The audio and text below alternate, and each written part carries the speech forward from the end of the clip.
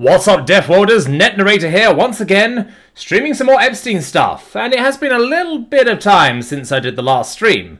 A few things have happened. Mainly it's been a generally busy week, and I've had various chores and other things I needed to do.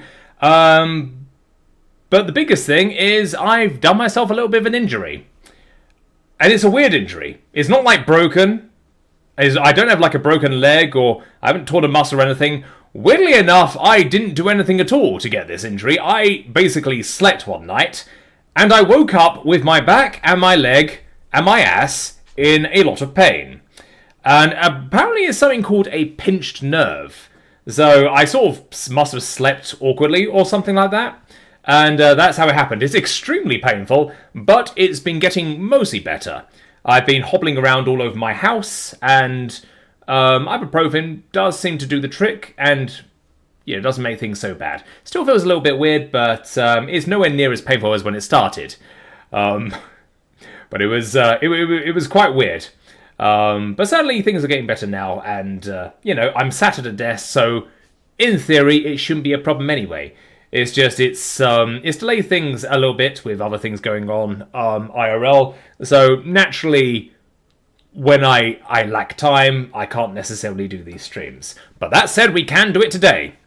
As always, any revenue gained from this or any other of my Epstein content will be going to Speak Out Act Reclaim, SAW, which is founded by Virginia Guthrie, who is now unfortunately deceased, having taken her own life. And while the organisation is not currently accepting donations, and I was unable to set up any official fundraiser via YouTube, I will donate the proceedings when possible, or to a similar organisation if it's proven to be not possible. And proof of this will be released when I do so. Okay, I come up with that disclaimer every single time. Sometimes we get new people coming in. Sometimes, well, I don't want to sort of conveniently forget about this either. I'll say this every time. Anyway, last time we were going through the Department of Justice Dataset 8. It's Dataset 8 out of 12. However, these datasets are not created equally. This one, for example, has almost triple the amount of files in it than everything we've done previously combined. And we've done a lot so far. Now, I do know that not all of these are readable files. I do know a lot of these are blank. So hopefully we can move things along pretty quickly, or relatively quickly. But we'll have to see how it goes. I mean, certainly this is going to be a huge endeavour.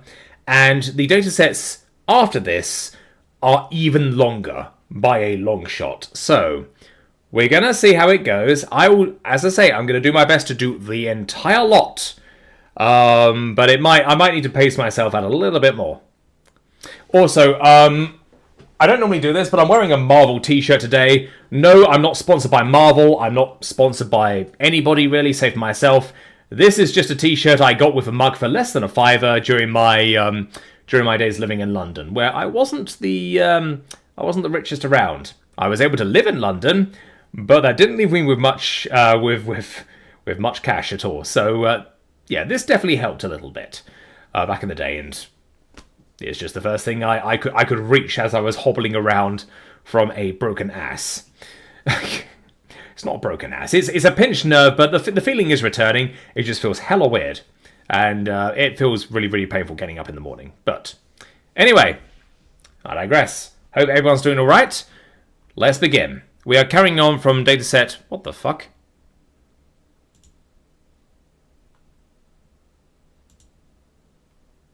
Okay, nope, we're from here. Nope, we're in the right place. We're carrying on from file 9796. Okay. Code of Federal Regulations, Title 5, Administrative Personnel. Chapter 16, Office of Government Ethics. Ironic. Subchapter B, Government Ethics. Part 2635, Standards of Ethical Conduct for Employees of the Executive Branch. Refs and Annos. Subpart G, Misuse of Position. 5 CFR, number 2635.705. Number 2635.705, Use of Official Time. Currentness. A. Use of an employee's own time. Unless authorized in accordance with law or regulations to use such time for other purposes, an employee shall use official time in an honest effort to perform official duties. An employee not under a leave system, including a presidential appointee, exempted under 5 U.S.C. 6301, brackets 2, has an obligation to expend an honest effort and a reasonable proportion of his time in the performance of official duties.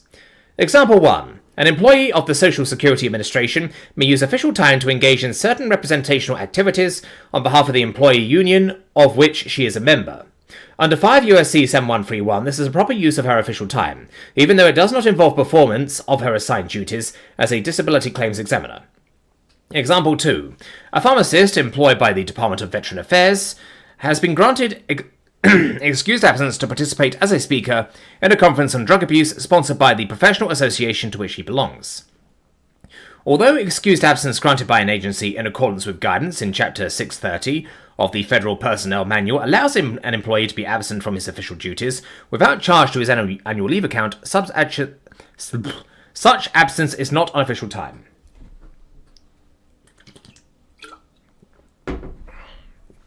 B. Use of a subordinate's time.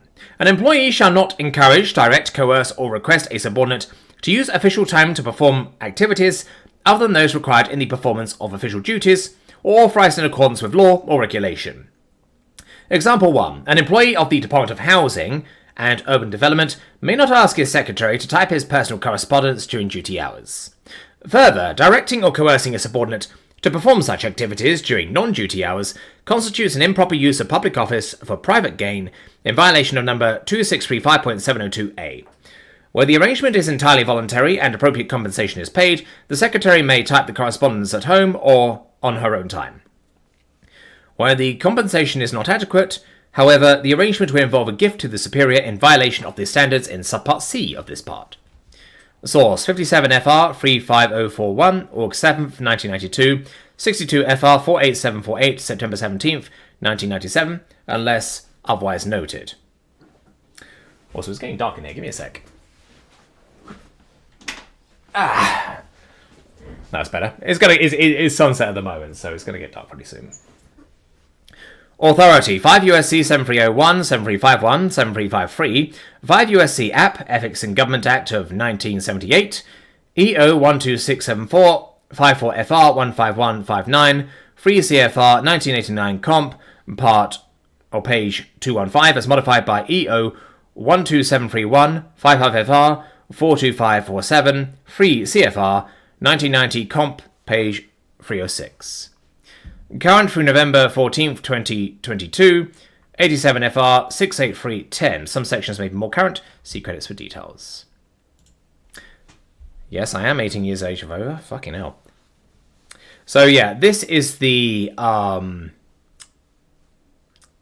this is basically the specific rules they're citing with the 2 prison guards who we've previously encountered.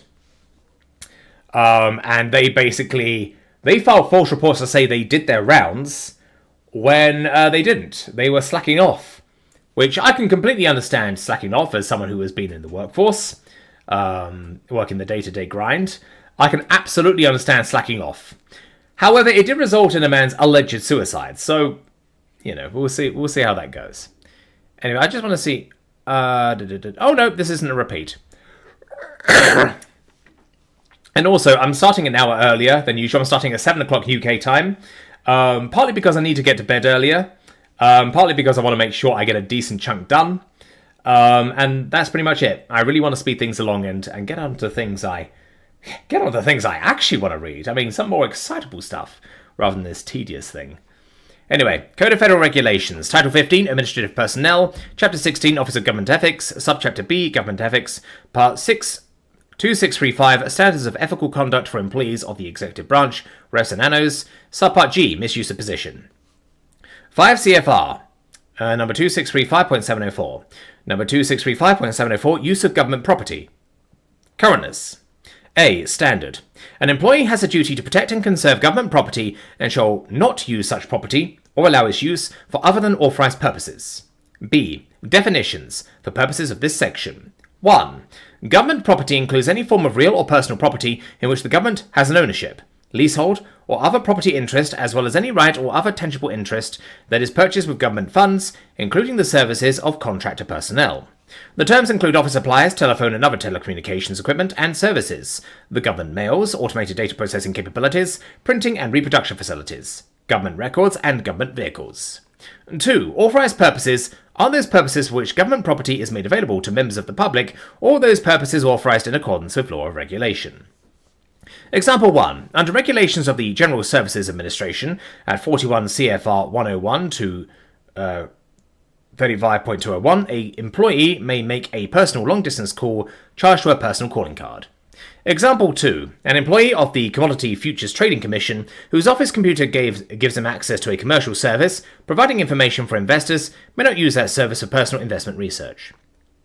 Example 3. In accordance with Office of Personnel Management Regulations, at Part 251 of this title, an attorney employed by the Department of Justice may be permitted to use her office word processor and agency photocopy equipment to prepare a paper to be presented at a conference sponsored by a professional association of which she is a member. Credits: 62 FR 48748, September 17, 1997. Source: 57 FR 35041, August 7, 1992, 62 FR 48747, September 17, 1997, unless otherwise noted. Authority: 5 USC 7301, 7351, 7353, 5 USC App, Ethics and Government Act of 1978, EO 12674, 54 FR 15159, 3 CFR 1989 Comp, page 215, as modified by EO 12731, 55 FR 42547, 3 CFR 1990 Comp, page 306. Notes of decisions. 6. Current through November 14, 2022, 87 FR 68310. Some sections may be more current. See credits for details. Where are you? What the fuck? Okay, there was 9800.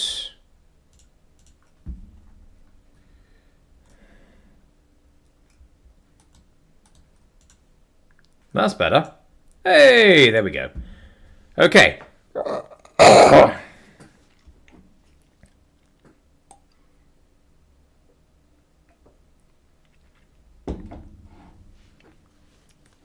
So now we're getting some FBI emails.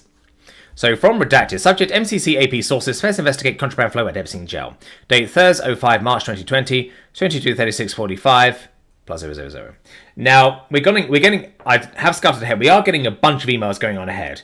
If it becomes too tedious, I'm going to come up with rules for sort of shortening the time I spend reading it, getting rid of the irrelevant information, or indeed just saying this is the date. Don't necessarily need to say the time. I don't know. I'll make it up as I go along, but I will be taking measures to ensure things go as quickly as possible while actually doing it.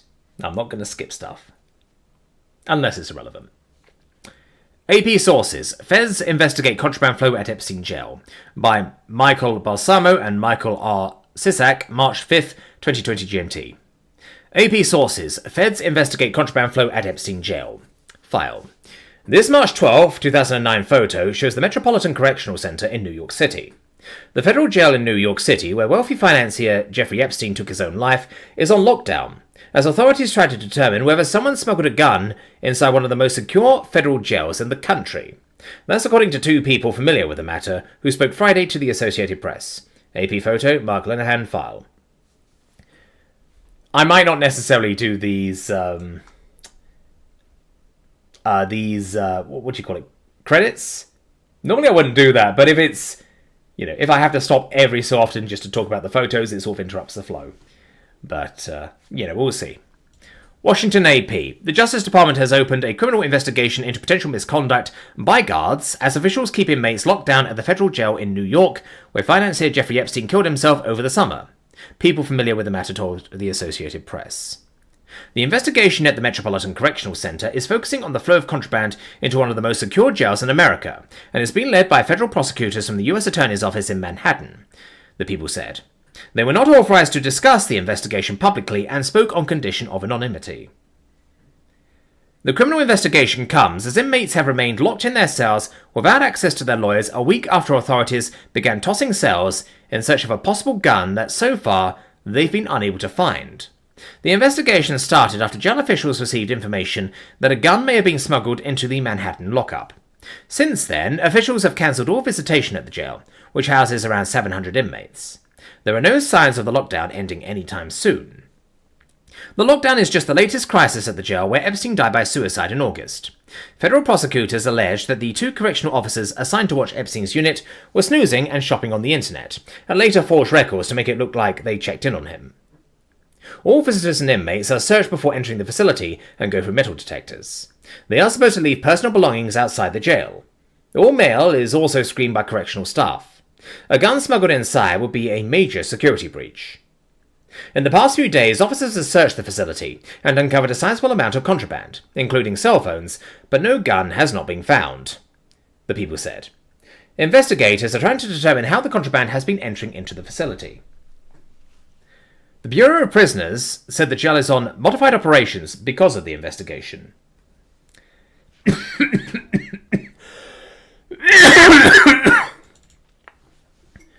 The Bureau provided no estimate for when normal operations could resume, raising legal concerns because the jail houses pre-trial inmates while their cases are ongoing.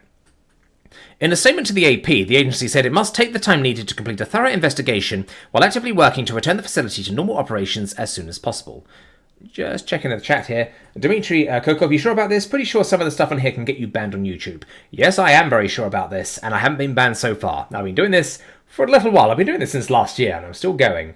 But obviously, redacted and particularly obscene stuff is already redacted. But I can sort of read ahead as I read, and I can sort of censor stuff or give disclaimers as needed. I haven't had any trouble with YouTube, and indeed, I've been on very good terms with YouTube so far. So I'm absolutely sure. The only risk is to my sanity, or if I get Clintoned or something.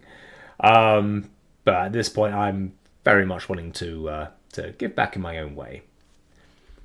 Anyway, carrying on.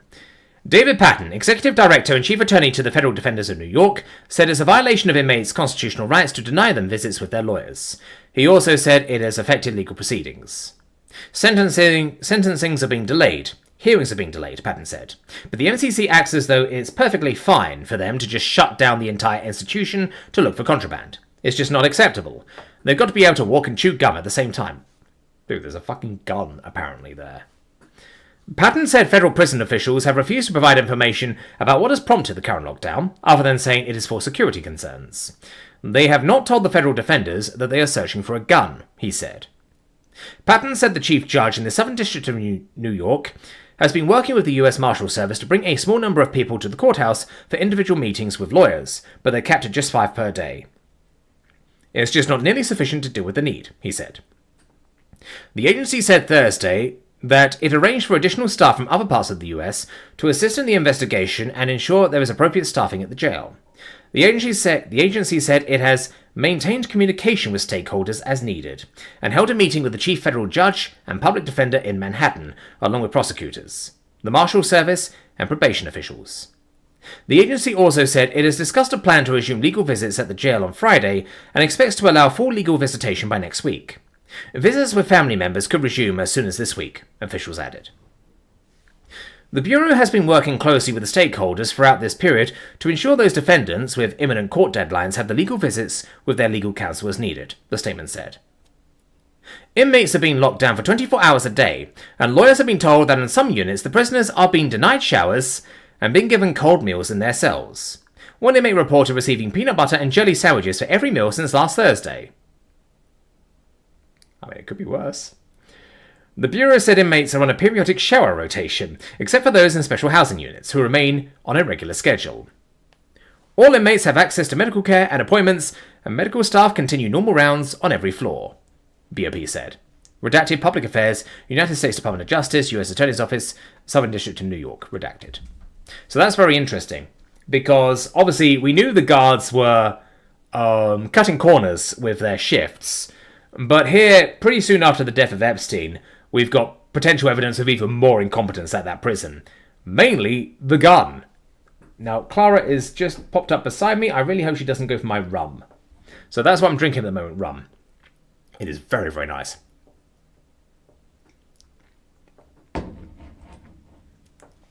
Yarr. Anyway, From 2's redacted. Date March 9th, Monday, 9th of March 2020. Subject, forwarded, Epstein search warrant documents. So I think with the dates, I'm just going to say the day. The time doesn't necessarily matter. And the subject will also matter as well. But apart from that, from to, unless I feel it's very, very important, I might just skim part that a little bit. Notwithstanding that... Oh, hang on.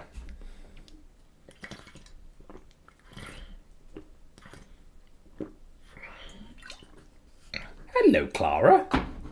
He's a good girl.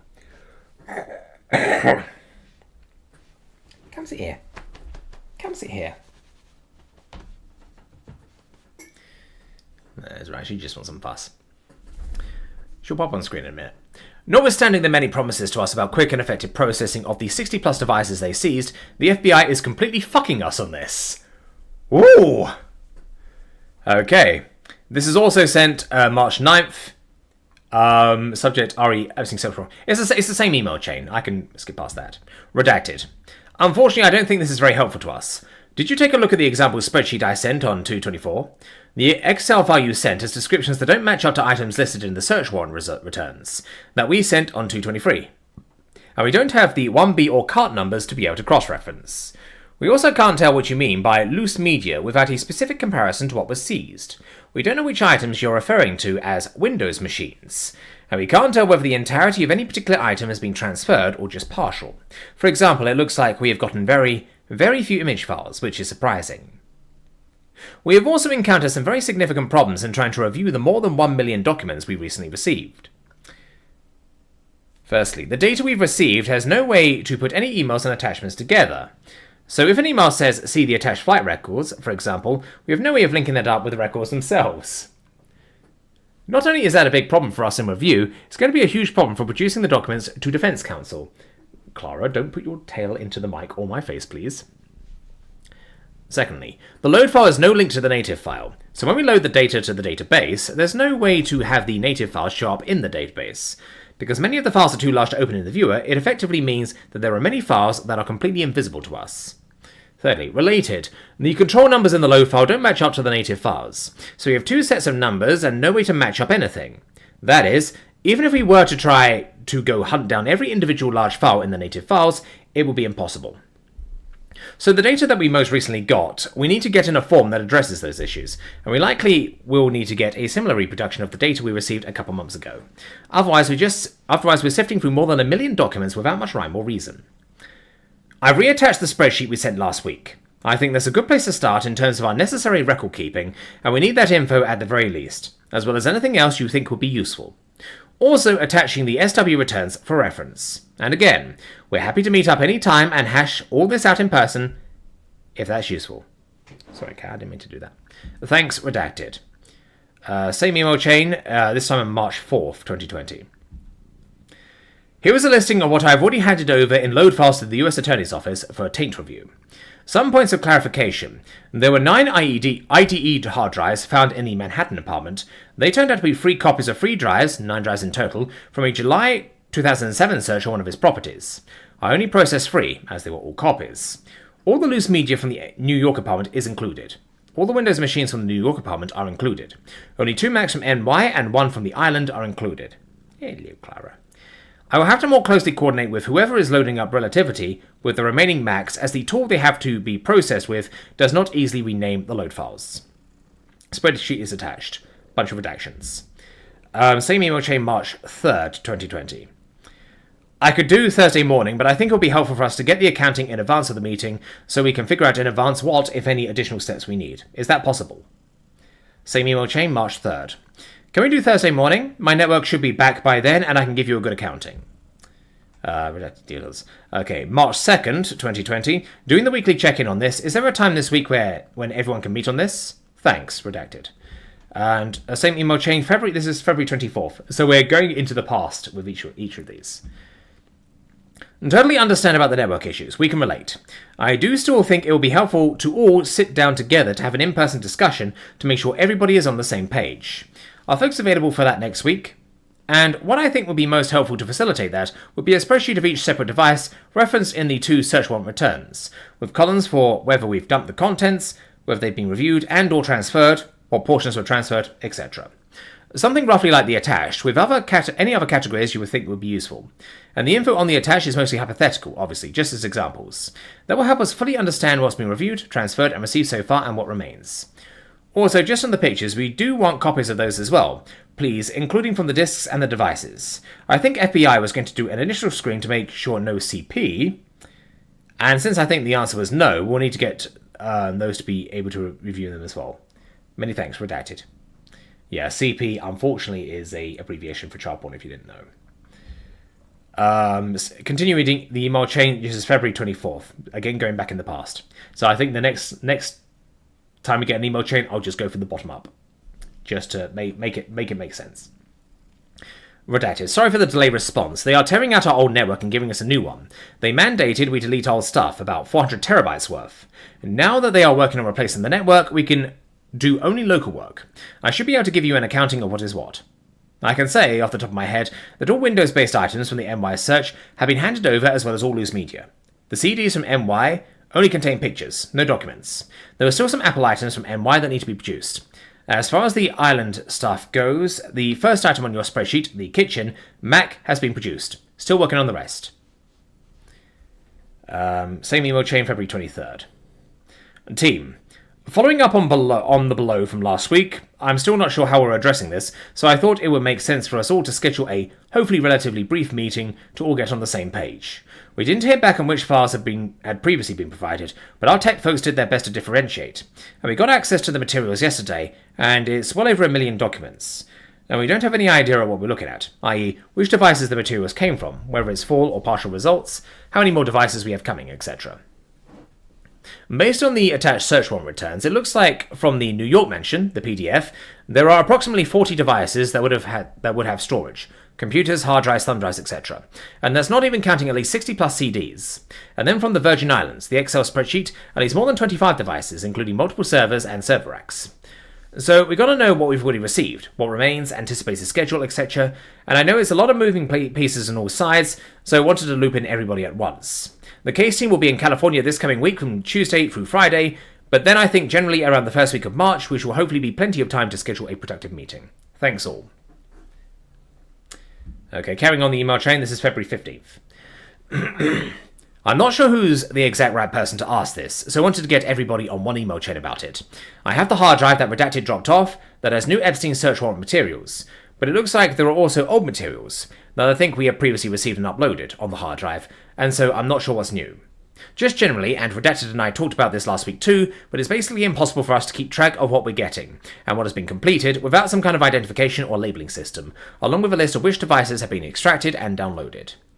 So for example, on the hard drive currently, there are 38 folders labelled load files, through 37 load files, with a modified date of 11/14/19, which I think we may have already previously received, but I'm not sure, because we haven't gotten any info on which folders match up to which devices, etc. And then there's another folder titled NYC 024362 that has a modified date of 1/27/20. So I think that may be the materials we hadn't previously received. And that folder by itself has more than 600,000 items. And probably I'm going to have to do them as well. I don't want to give Redacted anything that we've already previously received and uploaded, and I can't tell from the folder or file names whether everything on the drive is new, or whether just additional materials were saved onto it in addition to what we already have. Redacted, are you able to give us some guidance on this? Ultimately, what we really need is a spreadsheet of every device, whether it's been dumped or partially dumped, and then identifying that same info, which device and what materials from it, are being given to us with each data transfer. Otherwise, I think organisationally and for review purposes, it will be a total disaster for us. We're happy to have a meeting on this if that's helpful. And thanks everybody for the assistance. Redacted, Assistant US Attorney, Southern District of New York. Okay. 807, 808. No. 807, 808, 809, and 823. Okay. Next week one's coming up. Look like one page, single page stuff.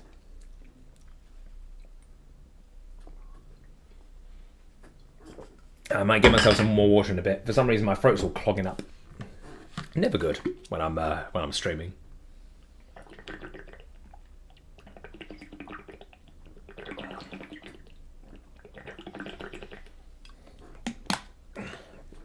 It's all right. There's a good girl. Don't worry. There's a good girl. And Clara sat right by me on my desk, so that's why I'm not talking to myself. Don't worry, I'm talking to the cat. Anyway, date, 9th of March 2020. Hi, redacted. Looping in redacted. You can send to him. Thanks. And hi, redacted. Can you let me know who's handling the Epstein investigation? I want to forward a letter we received. Thanks, redacted. There we go. I did tell you that some of these files would be very, very quick to do. Obviously, from and CC and all of that, that's all going to be redacted, so I won't worry too much. Subject RE Epstein FOIAs. Date was 11 March 2020. Attachment. Hi, redacted. Not a problem. I've attached the indictment. The other filings are on docket 19 CR 490 RMB. Please let me know if you'd like me to download anything else. Here are the materials on our website. Okay. I'm not going to click on these links. They are clickable links. I will say that. You can see my my mouse change. But I'm not going to click those links.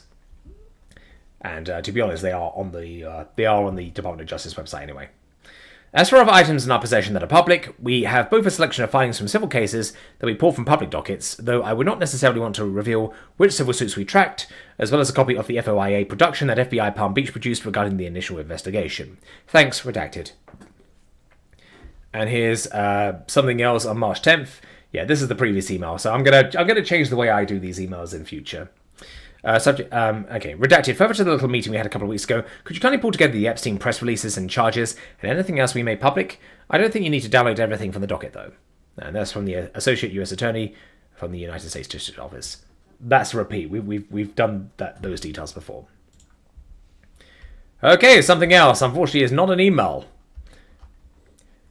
United States District Court, Southern District of New York. United States of America v. Jeffrey Epstein, defendant. Sealed indictment 19 CR.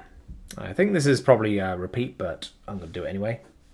Count 1. Sex trafficking conspiracy. The grand jury charges. Overview. 1. As set forth herein, over the course of many years, Jeffrey Epstein, the defendant, sexually exploited and abused dozens of minor girls at his homes in Manhattan, New York, and Palm Beach, Florida, among other locations. I'm very sorry about this. I'm going to take a lorange. You know, my airways have been perfectly clear recording throughout the day, and it's only at the moment I start streaming, it bungs up. Oh, then again, I did eat just before this.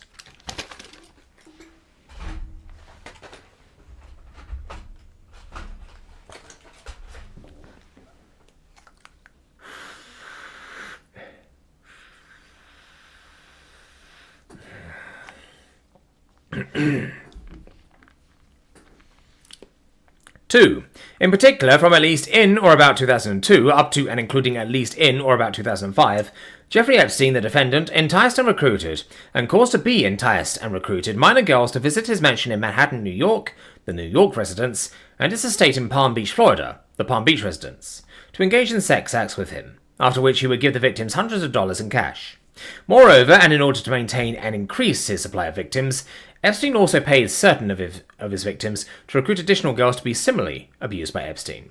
In this way, Epstein created a vast network of underage victims for him to sexually exploit in locations including New York and Palm Beach. 3. The victims described herein were as young as 14 years old at the time they were abused by Jeffrey Epstein, the defendant, and were, for various reasons, often particularly vulnerable to exploitation.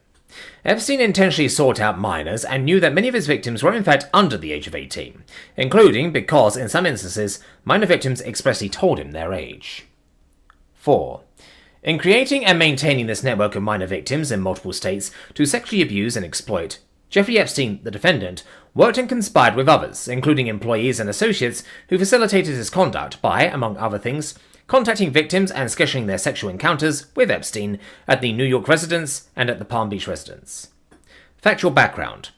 5. During all time periods charged in this indictment, Jeffrey Epstein, the defendant, was a financier with multiple residences in the continental United States, including the New York residence and the Palm Beach residence.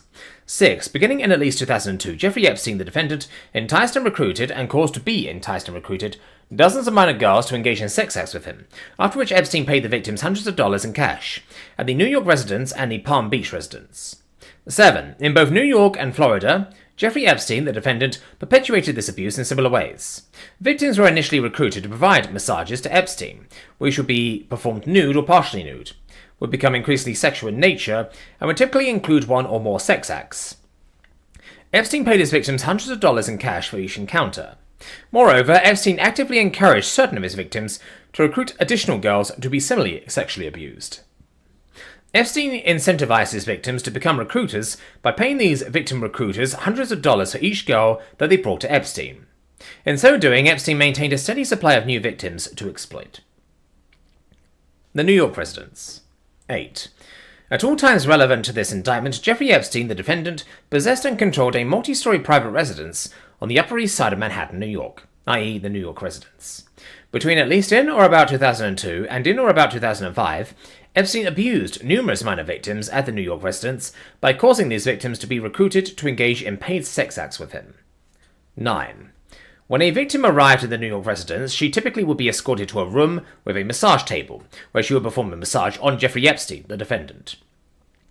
The victims, who were as young as 14 years of age, were told by Epstein or other individuals to particularly or fully undress before beginning the massage.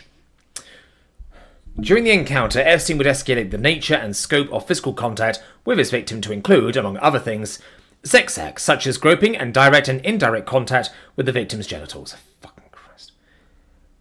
Epstein typically would also masturbate during these sexualized encounters, ask victims to touch him while he masturbated, and touch victims' genitals with his hands or with sex toys. 10. In connection with each sexual encounter, Jeffrey Epstein, the defendant, or one of his employees or associates, paid the victim in cash. Victims typically were paid hundreds of dollars in cash for each encounter. 11. Jeffrey Epstein, the defendant, knew that many of his New York victims were underage, including because certain victims told him their age. Further, once these minor victims were recruited, many were abused by Epstein on multiple subsequent occasions at the New York residence. Epstein sometimes personally contacted victims to schedule appointments at the New York residence. In other instances, Epstein directed employees and associates, including a New York-based employee, Employee 1, to communicate with victims via phone to arrange for these victims to return to the New York residence for additional sexual encounters with Epstein. 12. Additionally, and to further facilitate his ability to abuse minor girls in New York, Jeffrey Epstein, the defendant, asked and enticed certain of his victims to recruit additional girls to perform massages and similarly engage in sex acts with Epstein. When a victim would recruit another girl for Epstein, he paid both the victim recruiter and the new victim hundreds of dollars in cash. Through these victim recruiters, Epstein gained access to and was able to abuse dozens of additional minor girls. 13. In particular, certain recruiters brought dozens of additional minor girls to the New York residence to give massages to and engage in sex acts with Jeffrey Epstein, the defendant. Epstein encouraged victims to recruit additional girls by offering to pay these victim recruiters for every additional girl they brought to Epstein. When a victim recruiter accompanied a new minor victim to the New York residence, both the victim recruiter and the new minor victim were paid hundreds of dollars by Epstein for each encounter. In addition, certain victim recruiters routinely scheduled these encounters through Employee 1, who sometimes asked the recruiters to bring a specific minor girl for Epstein. The Palm Beach residence. 14. In addition to recruiting and abusing minor girls in New York, Jeffrey Epstein, the defendant, created a similar network of minor girls to victimize in Palm Beach, Florida, where Epstein owned, possessed, and controlled another large residence, i.e. the Palm Beach residence. Epstein frequently traveled from New York to Palm Beach by private jet, before which an employee or associate would ensure that minor victims were available for encounters upon his arrival in Florida. 15. At the Palm Beach residence, Jeffrey Epstein, the defendant, engaged in a similar course of abusive conduct. When a victim initially arrived at the Palm Beach residence, she would be escorted to a room, sometimes by an employee of Epstein's, including, at times, 2 assistants, Employee 2 and Employee 3, who, as described herein, were also responsible for scheduling sexual encounters with minor victims. Once inside, the victim would provide a nude or semi-nude massage for Epstein, who would himself typically be naked. During these encounters, Epstein would escalate the nature and scope of the physical contact to include sex acts such as groping and direct and indirect contact with the victim's genitals.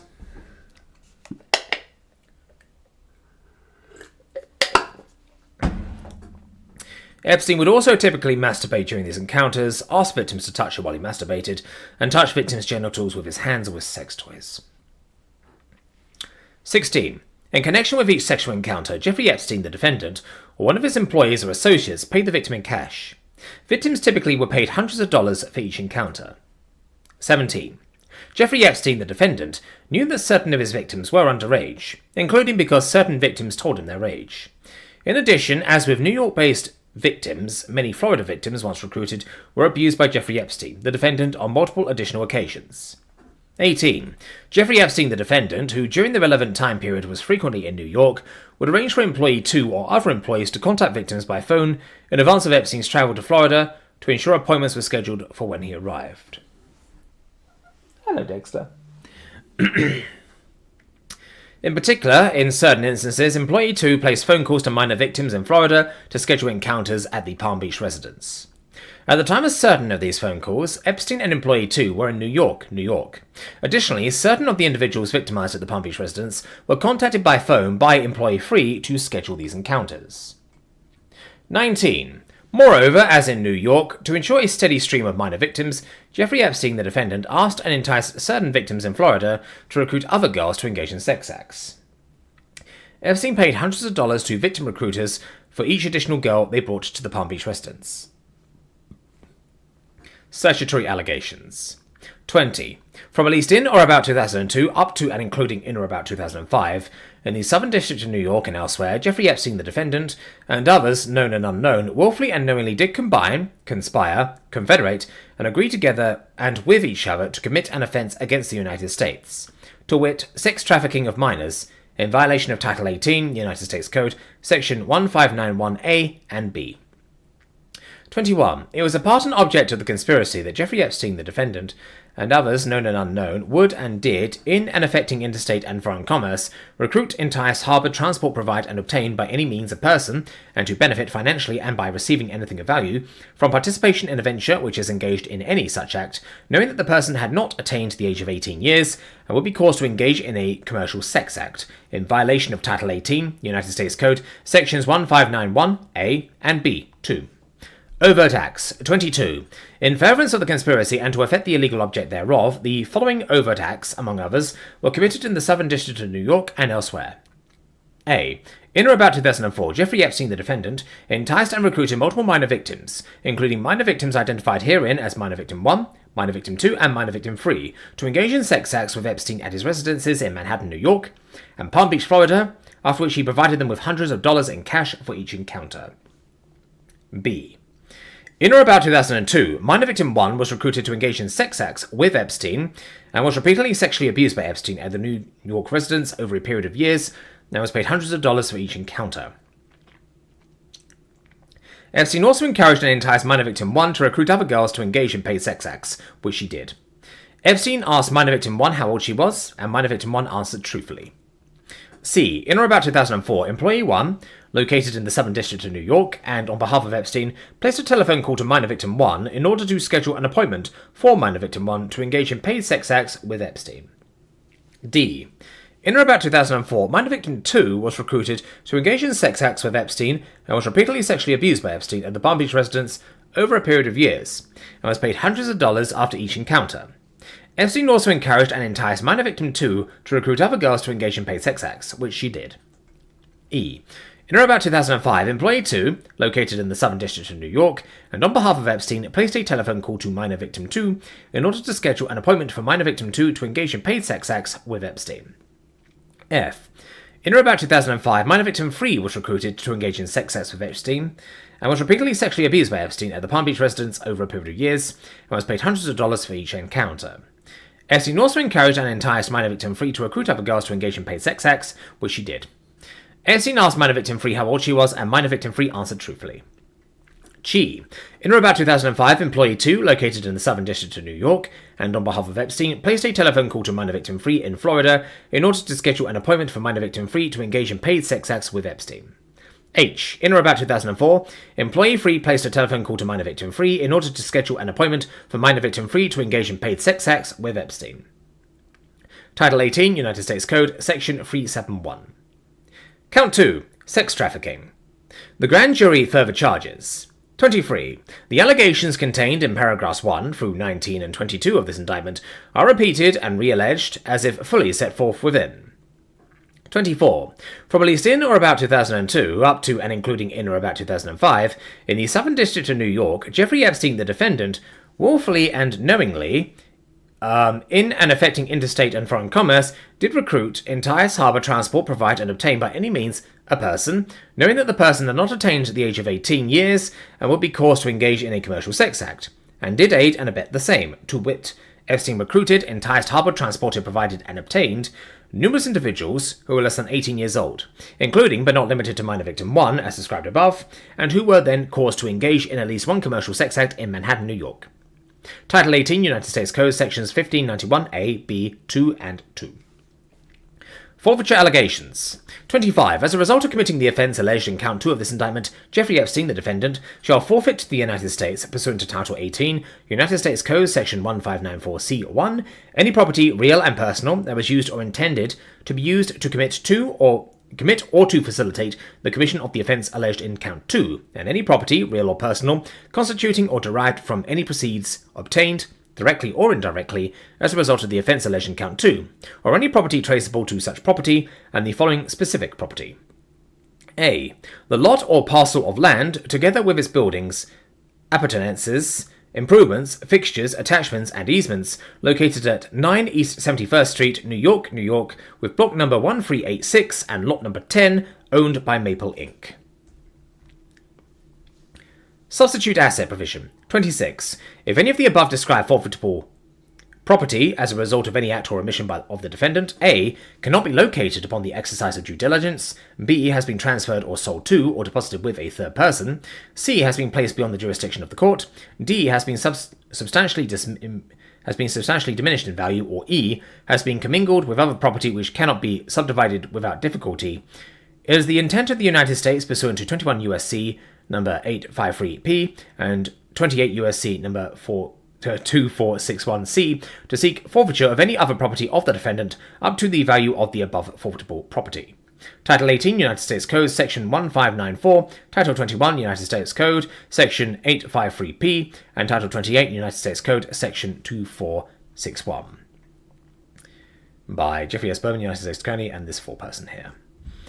United States District Court, Southern District of New York, United States of America v. Jeffrey Epstein, defendant. Indictment, 18 U.S.C. number 371, 1591A, B, 2, and 2. Jeffrey S. Bowman, United States Attorney, foreperson. Okay. So again, because this is an email chain, I'm going to go from the bottom. Although, having said that, yeah. Okay, not much in here. Wednesday, March 11, 2020. Subject, F forwarded, redacted Yahoo Lifestyle. Prince Harry comments on Prince Andrew's friendship with Jeffrey Epstein in prank phone call. This article is estimated to have over $4 million in publicity value. Insane. Oh no, shit, it's this one first. And this is the attachment. Yahoo Lifestyle, Prince Harry comments, and this is the comment. It doesn't have any clickable links in this one, although it did previously. This was mentioned in the news. This is basically talking about a press release. And okay, and March 11th again. Nothing that I recall even comes close. For context, a really important WSJ or Times article averaged around 250 to 500k. So for my iPhone. And this had Prince Andrew, Prince Harry, and Meghan Markle in the same story. And that is the original post. Okay, there you go. Why can't all of these be like that? It's so easy to read. Well, most of these coming up seem to be single pages. Okay. Subject, Epstein FOIA, next steps, Knoll team, 13th of April 2021. Redacted, please let me know if this time doesn't work. Redacted has availability tomorrow as well. Thanks, please use dial in redacted with passcode redacted. And that's it. Event, Epstein FOIA, next steps, Knoll team.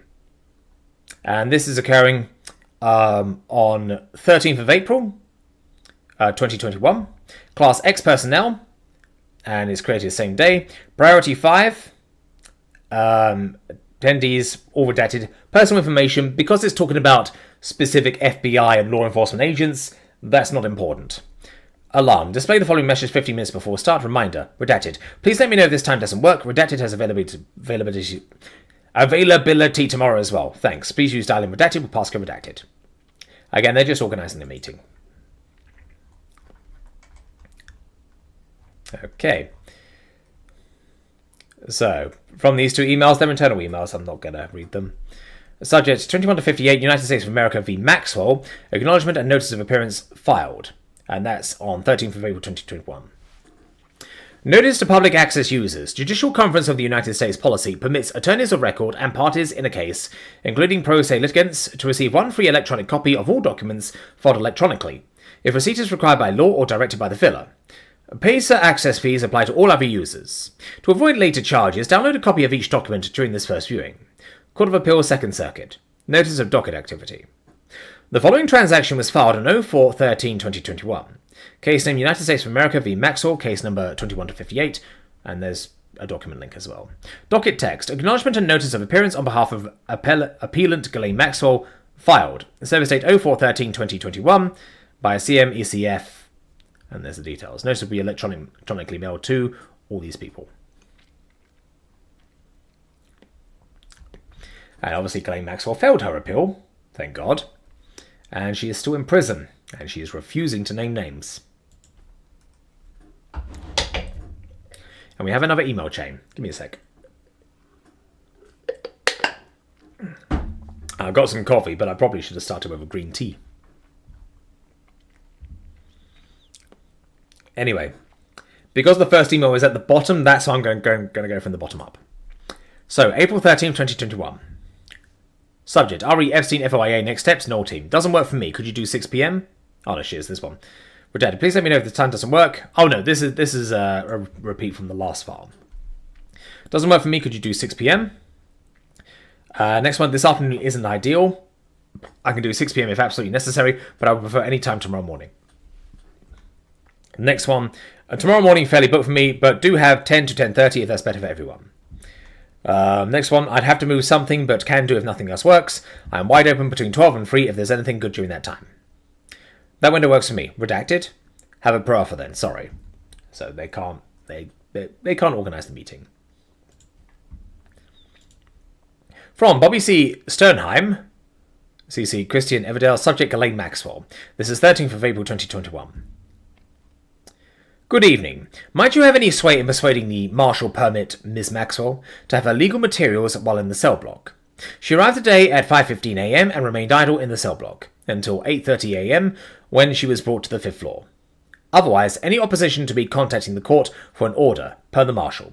Enjoy the evening. See you tomorrow. Best, Bobby. And that was Bobby C. Sternheim, Esquire, law offices of Bobby C. Sternheim, New York, New York, 10011. So that's Maxwell's attorney, or one of her attorneys, possibly. Okay, no, this is no email chain.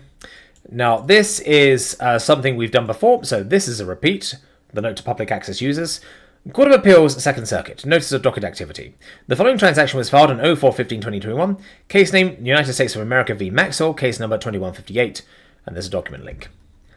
Docket text. Certificate of service for notice of motion to withdraw as appellate counsel and affirmation of Christian R. Everdell in support of motion to be relieved as counsel on behalf of appellant Ghislaine Maxwell in 2158, 21770, filed service date 04/15/2021 by CMECF, with these details here. Notice will be electronically mailed to all these people. So Maxwell's attorney wants to duck and run, which I don't blame them for. So yeah, as per my rule, if it's a repeat that we've done recently previous, I'm going to skip over it to save some time, because I don't need to repeat everything. But I will tend to muck around with that rule if it's really important information. I don't think people will begrudge me, skipping the note to public access users because it's the exact same one as previous that we did like 5-10 minutes ago. Anyway, we've got another email chain, I think. No, yes, we do. We have another email chain. So I'm going to go to the bottom first. February 17th.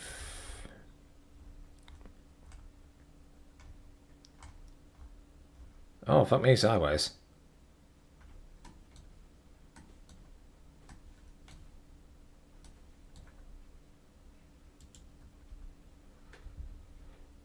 Okay, right. This is going to be a hard one to do. And there's a bunch of other forwarded messages. Fucking hell. This formatting is quite bad. Okay. So, begin forward message from all of this. Subject, redacted Epstein. Mr. Ross Miller, Mrs. Bowe, Miss Comey. My former partner, Alan Ross, represented Redacted prior to his passing in 2018. Agent Redacted served Redacted with a grand jury subpoena earlier today, and as Alan's former partner and FL Bar-appointed inventory attorney, she has contacted me. Unfortunately, I am unable to meet with her until Tuesday, but I would appreciate a few minutes of your time at your convenience as I am getting up to speed. Please let me know what day or time is best for you. Look forward to speaking with you. Best, Joe. And this is Joseph E. Nascimento, Esquire. Ross Amsel Rabin, Nascimento PLLC, Lawyers Plaza 4th floor. Yeah, you don't need to know those details. That's fine. It's just the footer with the lawyer's address and the law firm's details. That's all that is. So when I say you don't need to know that, you don't really need to know that. And if you really need to look at it, you can even see it as I'm looking at it on the PDF. Okay, here's the next one. On June 7, 2019. Okay, Joe, thank you for reaching out, and we'll be happy to schedule a time to speak with you. I expect our schedules may be somewhat unpredictable tomorrow. Would it work to set a time to talk on Tuesday? We can schedule it for before you meet with Redacted, if that's helpful. Or if you'd like to talk sooner, we can schedule a time later today, or check in tomorrow about a possible afternoon discussion. Please let us know what you prefer, and we look forward to being in touch. Thank you, Redacted. So, lawyers talking to each other. Hi, Redacted. No need to take any more time out of what I'm sure was a busy weekend for you. Let's set a time for Tuesday morning. The earlier the better for me. Let me know what works for you. Thanks, Joe. And that was sent July 07. And this is again July 07. Joe. Sure, thanks. And yes, quite the weekend. If it's alright with you, let's do 10 a.m. on Tuesday. You can reach us at Redacted, or we can also call you then if that's easier. Whatever you prefer. Thanks, Redacted. Okay, this is July 9th. Hi, Redacted. Are you still free for a call? July 09. Hi, Redacted. I got done a little earlier today. Do you want to bump up our call time? And then next one. July 10th. Joe, would it be possible to meet earlier, perhaps at noon on Friday? Thank you. And this one here. Yes. On June 10th, 2019. Oh, no. Hang on. Good evening. Have you set a location for our meeting tomorrow? Thanks, Joe. And also on July 10th, 2019 at 2:03 p.m. Okay. Thank you. We will plan to see you then in West Palm Beach. We are still coordinating logistics, and we'll let you know that morning the address where we should meet. Since we will be traveling, please feel free to call my cell if you need to reach us for any reason. Redacted. Thanks. Redacted. So yeah, these are various people all forwarding email chains to each other. So this is a bit whack to read, but I'm managing. Hi, Joe. We will be at the Hilton in West Palm Beach at 600 Okeechobee Boulevard. Please call me when you are here, and we'll meet you in the lobby. Oh, sorry. First one. Good evening. Have you set a location for our meeting tomorrow? Thanks, Joe. And that was the previous. And this is July 11th.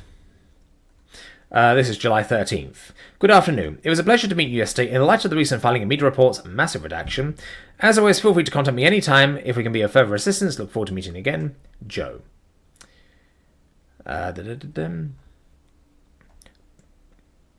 Okay, July 17th. Hi, Redacted. That was for me. Please call my cell. Redacted. Thanks. So yeah, these are a bit muddled. August 1st, 2019. Joe.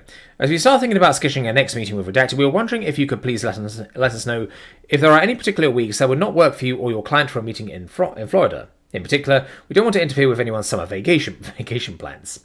We would, of course, be in touch to talk about our next meeting in more detail, but in the first instance, it would be helpful to get a sense of your schedules for planning purposes. August 1st. Hi, Redacted. I do not have any travel plans during the month of August, nor does Redacted. September is a busy month with 2 trials set, and I'll be travelling out of the country from September 17th to 30th, but I will do everything to be as flexible as possible. Redacted. Thanks, Joe. August 2nd. Joe, thanks. Much appreciated. If possible, it would be helpful to hold August 14th for a meeting, and we'll follow up to firm up plans as we get closer. If there are any conflicts with that date, please let us know, and we're happy to be flexible. Redacted. Thanks, Redacted. August 7th. Hi, Redacted. I just wanted to follow up the August 14th meeting. Is it possible to schedule for early afternoon, anytime after 1?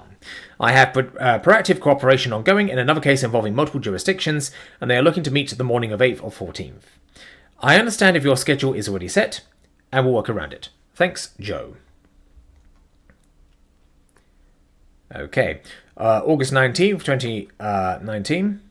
Joe, following up on scheduling, we were wondering if your client is available for a pro offer on September 4th. We're flexible on timing that day, but we would propose meeting at 12:30 p.m. if that works. Thanks, redacted. August 19th. Hi, redacted. Both the time and the date work for us. Let me know the location when you have it confirmed. Thanks, Joe. And this is August 21st. Hi, Joe. Thanks very much. We'll plan to see you then. We'll most likely meet at a conference space at a hotel in West Palm Beach, and I'll let you know closer in time which location. Thanks, redacted. Oh, both my kitties are asleep. They're not doing their usual thing on the stream where they're attempting to batter the mic. All right. Okay, August 30. Good morning. Just wanted to check in to see if you still plan to travel south given the storm. Current estimates show a landing somewhere Tuesday with very bad weather on Wednesday. Airports might close, which will ask my question, but that's a guess. September 4th, 2019. Hi, Joe. Hope the storm missed you this week and that you and your client are doing okay. Our team is working out some scheduling issues today and we should know more by this afternoon. I plan to reach out then to discuss scheduling if that's okay. Thanks, redacted. September 4th. Good morning. Yes, we had to hunker down for 2 days, but we're spared. Thanks. For next week, the 10th, 11th, or 13th work best for me. Look forward to hearing from you. Joe. September 4th, 2019. Hi, Joe. Thanks for letting us know. Let's plan to meet on Tuesday. Would 11:30 work? Thanks, redacted. September 9th. Joe, we will meet tomorrow at the same place as last time, the Hilton in West Palm Beach on Okeechobee Boulevard. My cell is redacted when you arrive. My colleague, redacted, will be joining us, and he can be reached at redacted. Thanks, redacted. Oh, September 4th. Yes, we will be there. November 30th, 2019. Good morning. Just wanted to check in as redacted. Please let us know if you need anything from us. Thanks, Joe. There's really not much in these emails that we're able to look at. Hi, Joe. Thanks for checking in. Redacted, so no issues on our end, but we appreciate your following up. Thanks, redacted. Monday, February 17th, 2020. Joe. We just wanted to check in very briefly. We have been hopeful that we've been able to circle back with you earlier, but our investigation is currently still ongoing, so at the very least, we wanted to let you know that we continue to appreciate both your client's prior assistance and her willingness to assist in the future.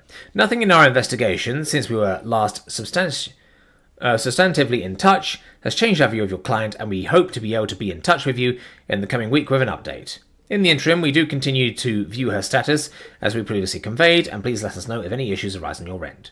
Thank you. Redacted. February 19th. Redacted. We really appreciate this email. I was able to speak with Redacted a few weeks ago and gave the green light to share Redacted's name and information provided with anyone necessary in your investigation. We'll wait to hear from you if you need anything further. Thanks, Joe. February 21st, 2020. Joe, we very much appreciated that, and we just wanted to let you know that the lack of communication separate from that discussion shouldn't be interpreted in any way negatively. We'll certainly be in touch again when we're able. Thanks again, Redacted. July 2nd, 2020. Good morning. Hope you're all well. Just wanted to check in after seeing the reports of Ghislaine's arrest. Redacted. If you need anything from us, let us know. Joe. July 2nd, 2020. Hi, Joe. Thanks for reaching out. We were planning to email you. We continue to appreciate your client's cooperation with our investigation, and her status from our perspective has not changed. We'll be in touch going forward. Redacted. All the best. Redacted. March 8th, 2021. Hi, Redacted. I hope you are well. Please let me know if you have 5 minutes for a quick call. March 8th, 2021.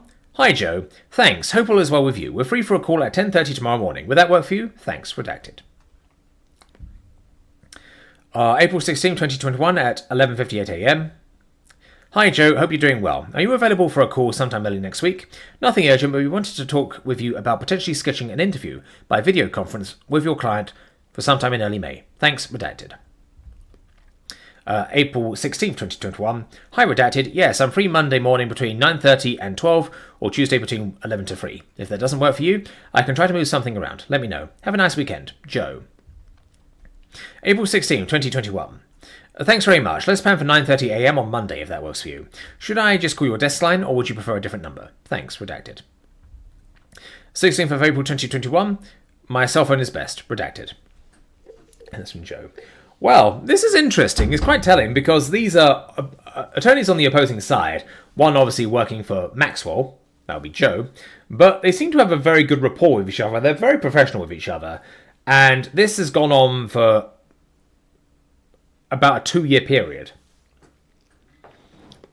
So it's good we can see that because Previously, when we've seen Maxwell's previous testimony, I have said this before, I'll say it again. She's been an absolute brat.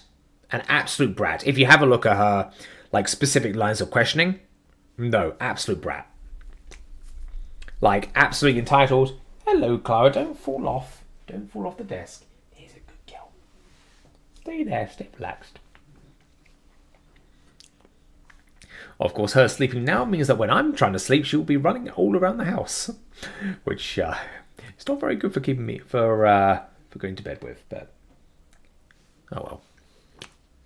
Yeah, so they built up, these attorneys have, at the very least, they built up a good rapport with each other. Is less hostile and confrontational than back with the original Florida investigation ending in 2007, where you had Alan Dershowitz and a bunch of those attorneys conducting potential witness intimidation, and who rattled the U.S. attorneys, and they were on the record. The U.S. attorney was saying they were doing some dirty tricks, basically to delay stuff and all of that. Basically, I would theorize to sort of allow the victims in this case, the girls, to age a little bit, so it doesn't look as bad in front of a jury, even though they were underage at the time. Which, yeah. Oh, I didn't like that. But at the very least, with Maxwell's, with Epstein's later charges and arrest and all of that, as with Maxwell's, they eventually got the full force of justice, although, sadly, Epstein took his own life before he could finish his sentence. Well, I say sadly. I'm sure many people will be glad he's dead.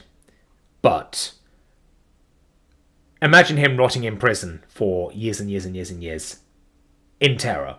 Because we know what happens to pedos and predators in prison. Imagine that. That would be a living hell. And that's why I think, death would be an easy way out for someone like him. And indeed, I think it was it Ian Watkins, I think, in my country?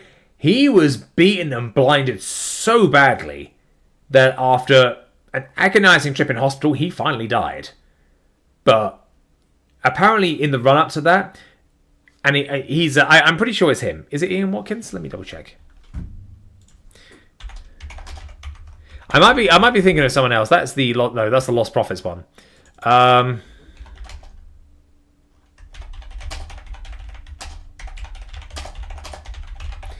Ian Watkins is Lost Prophets. No, it's Ian Hutley. Ian Hutley. Yeah, that's the guy. Basically, apparently in the run-up to him being attacked and brutally tortured by his fellow inmates, he was in absolute living terror. And I can't help but wonder, would such a fate be more appropriate for Epstein and everything he's done than him simply taking the easy way out? I don't know. I personally think it would, especially when he knows names. And I think Maxwell was very much in that situation, although in a women's prison, she'd probably get it a lot easier than a men's prison. I don't know. Anyway, let's carry on. We've done that. That was a good read. Okay. This is the day, 28th of October 2019. I'll read Mark Epstein. Jeffrey Epstein has a brother, Mark Epstein. Apparently has nothing to do with it. We don't know. Oh, yes. Sorry, we'll start here. October 24th, 2019. We are confirmed for a meeting at 3 p.m. on Monday at Redacted. See you then. Thanks.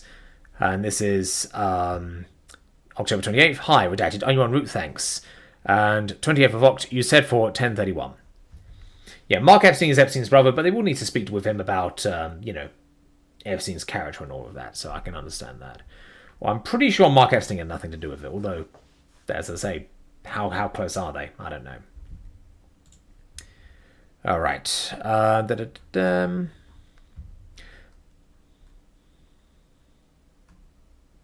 Okay, this is different. I thought this was a repeat. So, October 24th, we are confirmed for a meeting at 3 p.m. on Monday at Redacted. See you then. Thanks. October 28th. Hi, Redacted. Are you en route? Thanks.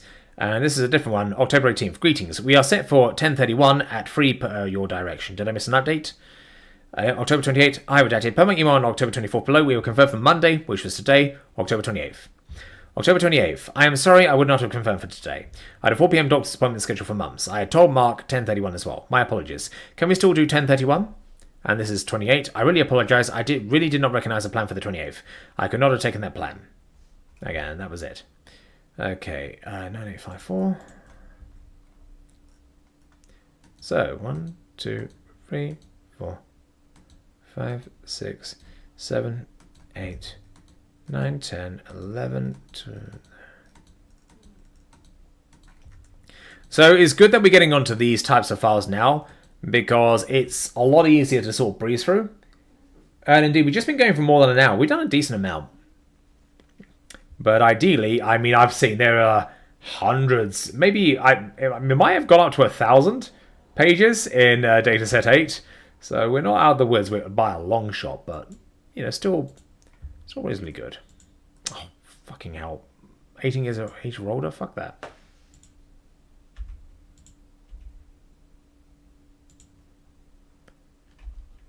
Oh, fuck off. 5859. I'm sorry, it's fucking up the order.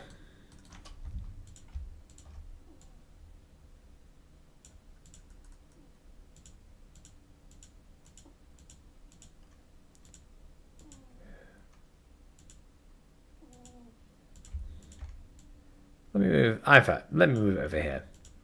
And that'll be an easy way of doing it. Okay, right, let's go back. Oh yeah, this is a repeat. So that's 5.6. Okay, this is 5.8. Well, that's a whole load of nothing. Subject: Mark Epstein meeting. That was 20th of October. Nothing there. Event: Mark Epstein meeting. 11th of 7th. I think that's November 7th, 2019. Location: 863, Class X personnel. Date created and modified: 10/29/2019, or 29th of 10th, 2019. These American dates are really weird. They really throw me off. I'm sorry. Attendees redacted. Alarm: display the following message 15 minutes before start. So this is like an event you see on a Google Calendar or something. Anyway, let's get rid of that. Yeah, this is what we're looking for. Okay. So as usual, we'll go for the bottom. Because it's an email chain, it's essentially... That's the order. Going up is the order. Anyway, this email was sent August 25th, 2020. Subject: SDFL Epstein-related documents. Redacted: we supervise the team in New York that is currently prosecuting Ghislaine Maxwell, and Redacted suggested we reach out to you.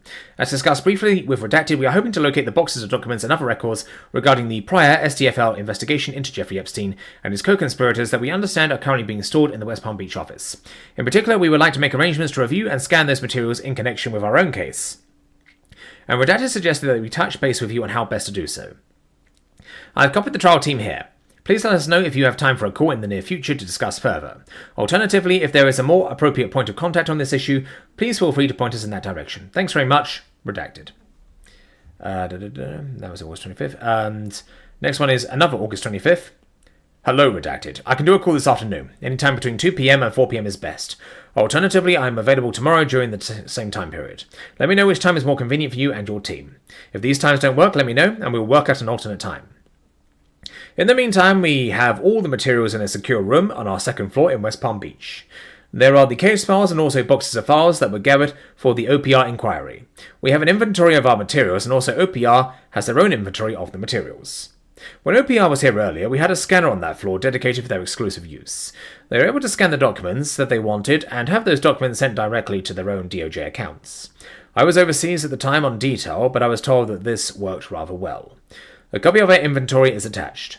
I look forward to assisting you in this matter. Best regards, Redacted. Managing Assistant United States Attorney. Again, a lot of these are repeats because it's mainly like FBI staff and US attorneys specifically, or state attorneys. Okay, sent Friday, August 28th, 2020. That was very heavily redacted. Sorry it took time to get back to you. In answer to the questions from the call. 1. You are welcome to come to our office in West Palm Beach. We can set up a floor where you will be reasonably alone and can safely scan materials. There is a Marriott within a block of our office if you decide to come. 2. Turns out we cancelled our copy service earlier this year and never got it going again due to COVID. I can get names of vendors we used in the past if you want to go that route. 3. There are CDs and cassette tapes in the materials, according to the legal assistant that has done the inventory. Feel free to contact me with any other questions. Best regards, Redacted. This next one is Monday, 31st of August, 2020. Redacted. Thank you very much for looking into this and for all of your help. For now, we would like to look into having a vendor scan the entire file and make copies of any CDs and cassette tapes in the files. Would you be able to send us the names of vendors you have used in the past, please? Best, redacted. And that's the United States attorney. Anyway. Next one.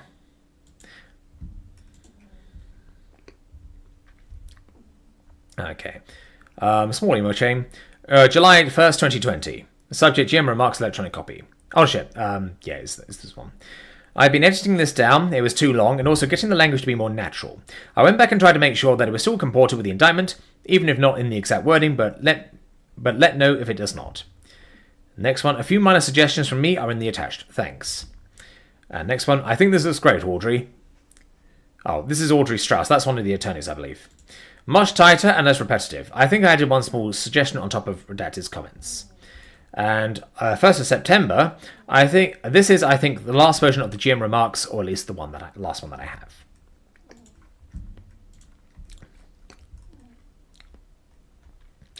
Okay. December 9th, 2020. Subject, Tartaglione document request. That sounds like some kind of Italian cake.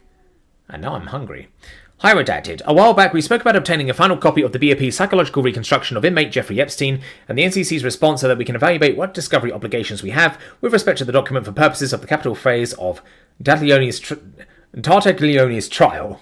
Have you been able to locate the document, and if so, can you please email to us when you have the chance? Many thanks. This is the Deputy Chief, White Plains Division, United States Attorney's Office. And this is 14th December 2020. Hey, Redacted. Redacted was looking into who in central office keeps these. I just followed up with him. Okay. Another big email chain. Okay.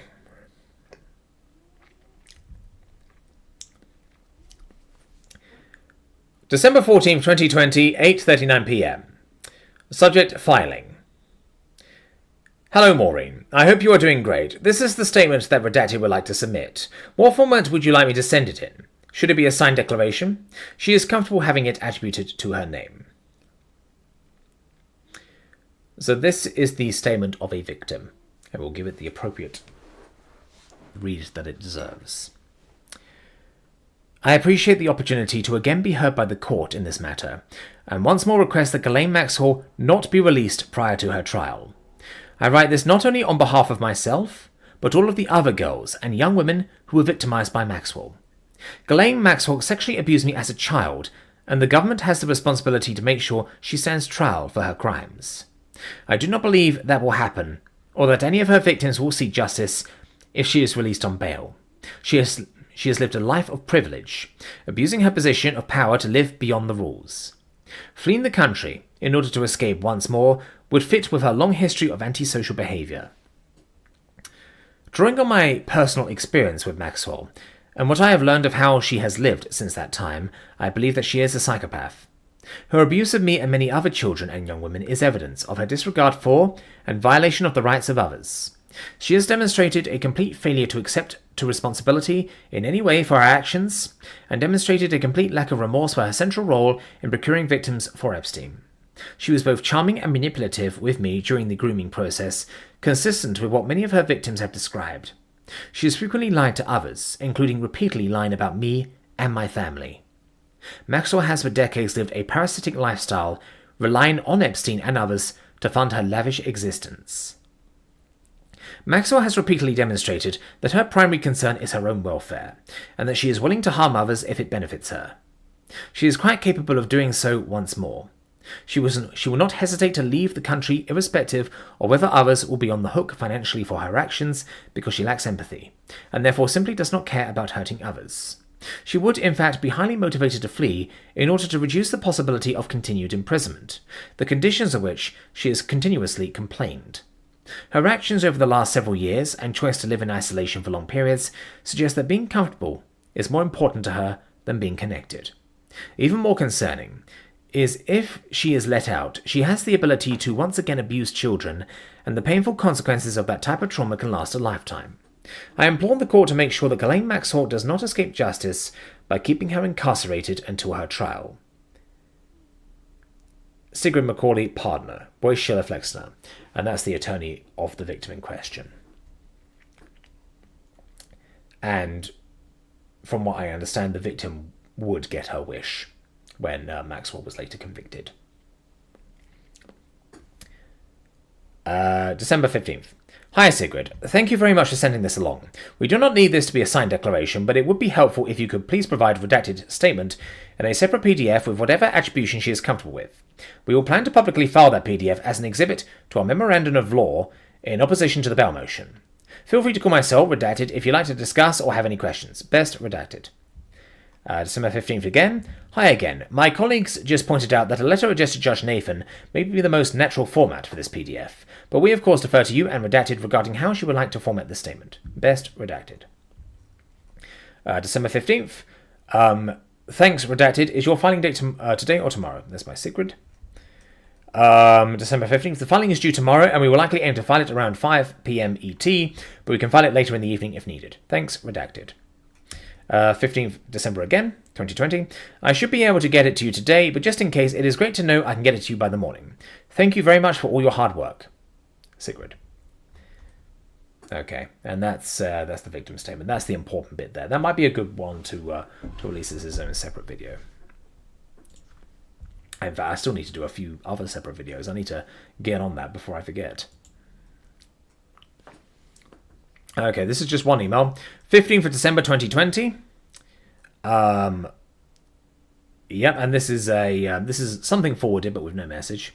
Hello, redacted. Please let me know if the attached works for your filing or if you would like it in a different format. Thank you. Best, redacted.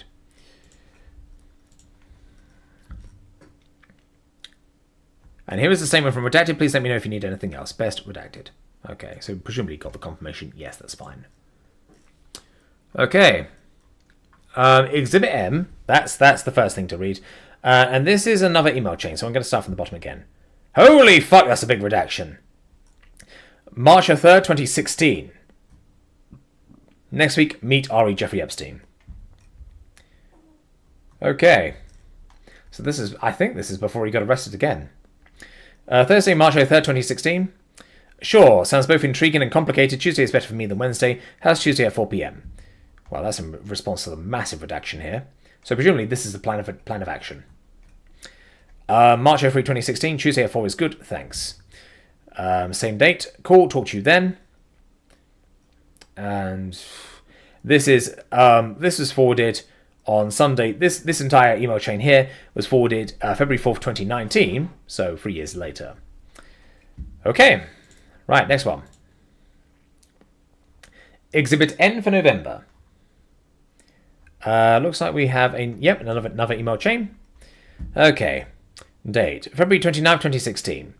Bunch of redactions here. Redacted. Thank you again for meeting with us today. We very much appreciate your time. I'm attaching the following documents for your review. 1.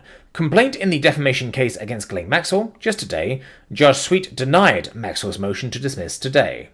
2. Declarations that redacted filed in the CVRA case. 3. Or 56.1 statement recently filed in the CVRA case. 4. The redacted 302.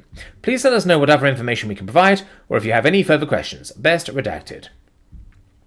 February 29, 2016, redacted. I'm adding redacted to this email chain as well.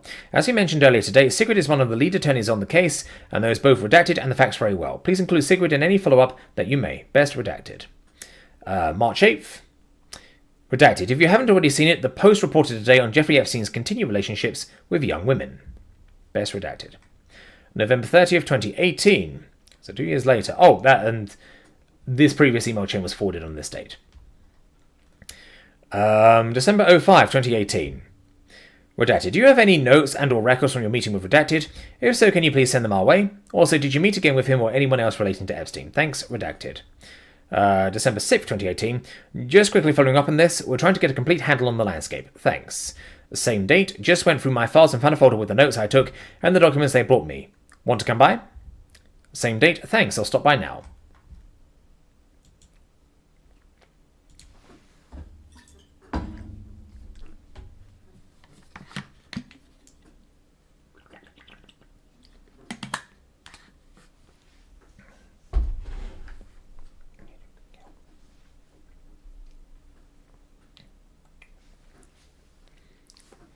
Alright, another email chain. Oh, is this a repeat? This is a repeat. This is a repeat. And they've redacted, but it's secret something. But we know that. That's publicly available information. Yeah, this is a repeat again. Okay. Okay. Okay, we've got a lot of... Okay, this is one thing. So this date is 19th of April 2021. Attached is Maxor's Bell reply. Note to public access users, this is a note we've had before. Court of Appeals Second Circuit. Notice of docket activity. Okay. Case number 21-770. United States of America v. Maxor. Docket text. Reply to opposition 40 on behalf of appellant claim Maxor in 21-770, 21-58 filed. Service date 04-19-2021 by CMECF. Those details again. Notice will be electronically mailed to all these lawyers. Notice will be stored in the notice card for Tammy Torres, Deputy Clerk. Yeah, that seems like an automated message thing or an automated court filing or whatever. How many we got here? Just one. Okay. Subject Epstein. 26th Feb 2019. Importance null. Can you send us contact info for the National Trafficking Coordinator who reached out to you yesterday? And that's it.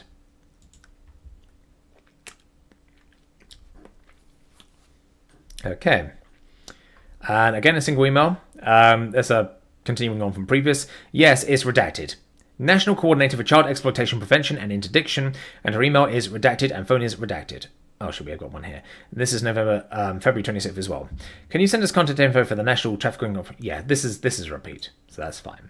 And here we just got the details of and the organisation they're from.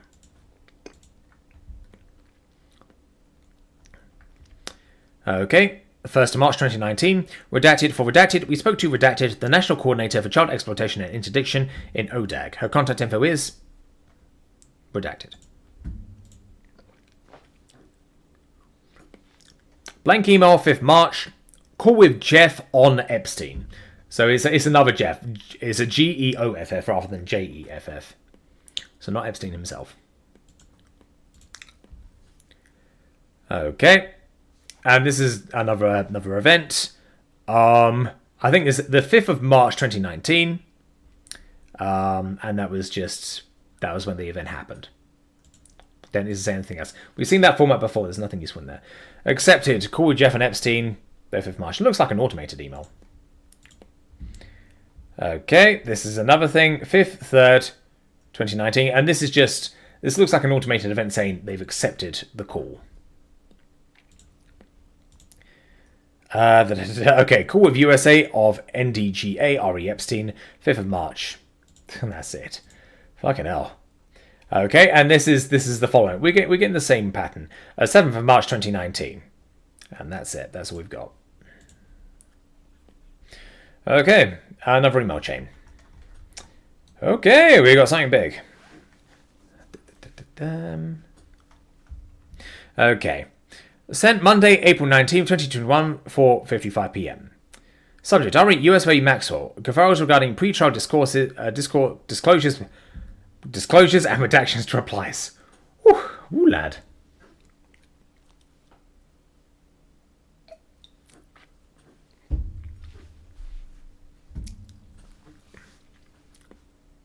Redacted. We are available to speak tomorrow after 2:30 p.m. EST. On the issue of redactions on Friday, Judge Nathan ordered the parties to docket the April 1st, 2021 joint letter or to propose redactions by April 19th, 2021, DKT 203. We do not believe any redactions are necessary to the letter. Assuming you agree, will you please docket the letter since you wrote the letter? If you would like to discuss, please let us know. As to the redactions to the undocketed reply briefs and certain exhibits you propose being filed under seal, below please find our position for inclusion in a letter. If you would like to discuss tomorrow, please let us know. Reply Brief 1. The government takes no position on the defendant's proposed redaction on page 5 of Reply Brief 1. The defense submitted Exhibit A to Reply Brief 1 under seal, and the government agrees that Exhibit A should remain sealed in order to protect the privacy interests of victims and third parties. Reply Brief 3. The government agrees with the defence's proposed redactions to reply brief 3, which are narrowly tailored to cover information implicating the personal privacy interests of victims and third parties. Further, the proposed redactions are consistent with the redactions ordered by the court on March 18, 2021, DKT 168. As for the exhibits on reply brief 3, the defence submitted exhibits L, M and N under seal. The government filed exhibit L in connection with its omnibus memorandum of law in opposition to the defendant's pre-trial motions as exhibit 6. Exhibit 6 was filed without any redactions, and accordingly, the government does not object to the public filing of exhibit L. The government does not object to the public filing of exhibits M and N, but respectfully submits that the names and email addresses and contact information of third parties should be redacted from exhibits M and N to protect the privacy interests of third parties. The defence also submitted exhibits J and O to reply brief 3 under seal. The government filed exhibits 5 and 7 to its opposition, which are, respectively, redacted versions of exhibit J and O. See DKT 204. The government has set forth proposed redactions to exhibit 5 and 7 in order to protect the privacy interests of third parties, which the court adopted on March 18, 2021. See DKT 168. Accordingly, the government respectfully submits that the defence should redact exhibits J and O to reply brief 3 to reflect the redactions approved by the court and reflected in the publicly filed versions of exhibits 5 and 7 to the government's opposition. Reply brief 5. The government respectfully submits that there are no bases under the applicable standard to redact the language that the defendant proposes redacting in reply brief 5, as it refers to language contained in the publicly filed indictment in this case. The information in the indictment is part of the public record and therefore has a diminished privacy interest. Reply brief 6. The government agrees with the defence's proposed redactions to reply brief 6, which are narrowly tailored to cover information implicating the personal privacy interests of third parties. The proposed redactions are consistent with the proposed redactions requested by the government on pages 158 to 159 and 163 of its opposition to the defendant's pre-trial motions, which the court granted on March 18, 2021. DKT 168. Reply brief 10. The government agrees with the defence's proposed redactions to reply brief 10, which are narrowly tailored to cover information implicating the personal privacy exhibits of third parties and are consistent with prior redactions in earlier briefing. The government further agrees that exhibit A to reply brief 10 should be filed under seal to protect the personal privacy interests of the third party implicated in the document. Thanks, redacted. Shit, I forgot this bit. Okay. So this bit was actually meant to come first. My bad. It's just a bunch of redactions completely distracted me. Okay, so this is April 19th. Yeah, it's the same date. Counsel. I am writing to schedule a time for counsel to formally confer on 2 issues. First, we need to confer regarding the pre-trial disclosure issues, as directed by the courts in the court's Friday order, DKT 207 at 3-4. Although we tentatively discussed some possible deadlines while we were together last week, the court's opinion includes other upcoming deadlines we did not discuss, and we may need to adjust our proposals based on her opinion. Second, we need to confer regarding redactions to the as yet undocketed replies in support of our pre-trial motions, DKT 205. We are generally available tomorrow, Tuesday, for a call. Please let me know a time that works from your end, and I can circulate a dial-in number. Thanks, Laura. Alright, that was previously. Okay, April 19th again. US v. Maxwell, conferrals regarding pre-trial disclosures and redactions to replies. We had that before. Redacted. We can confirm for 3 p.m. EST tomorrow. Please use the following dial-in number. Redacted. We will write separately regarding the redactions that you propose. Thanks.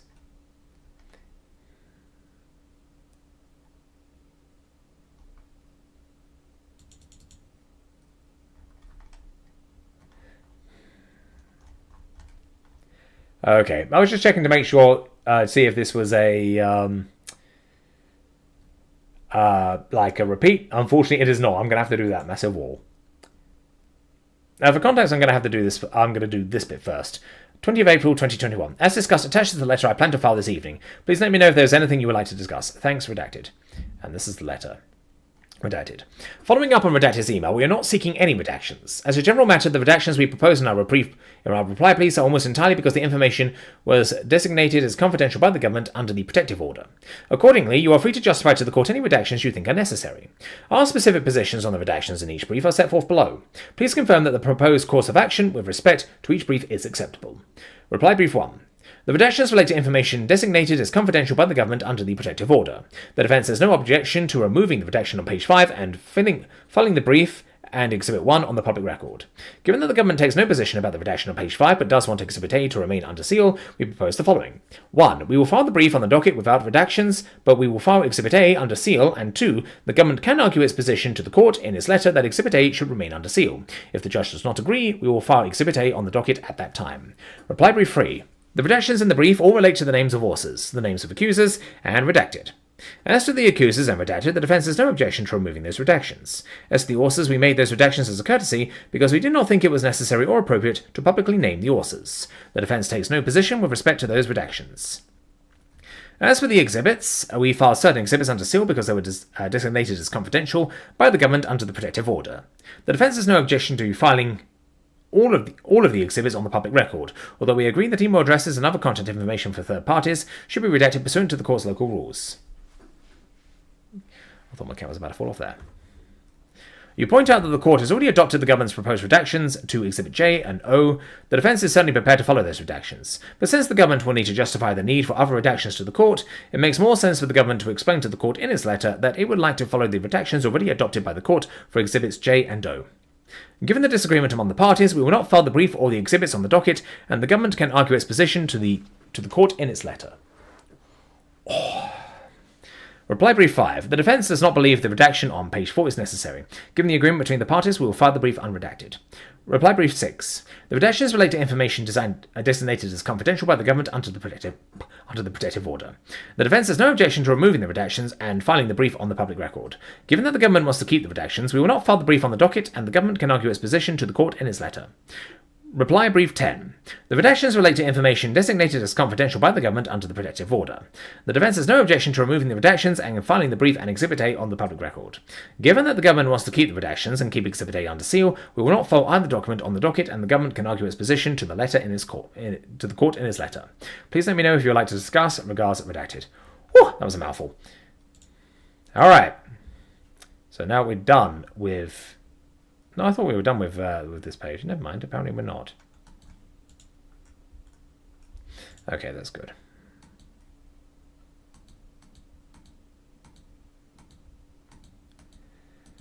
Okay.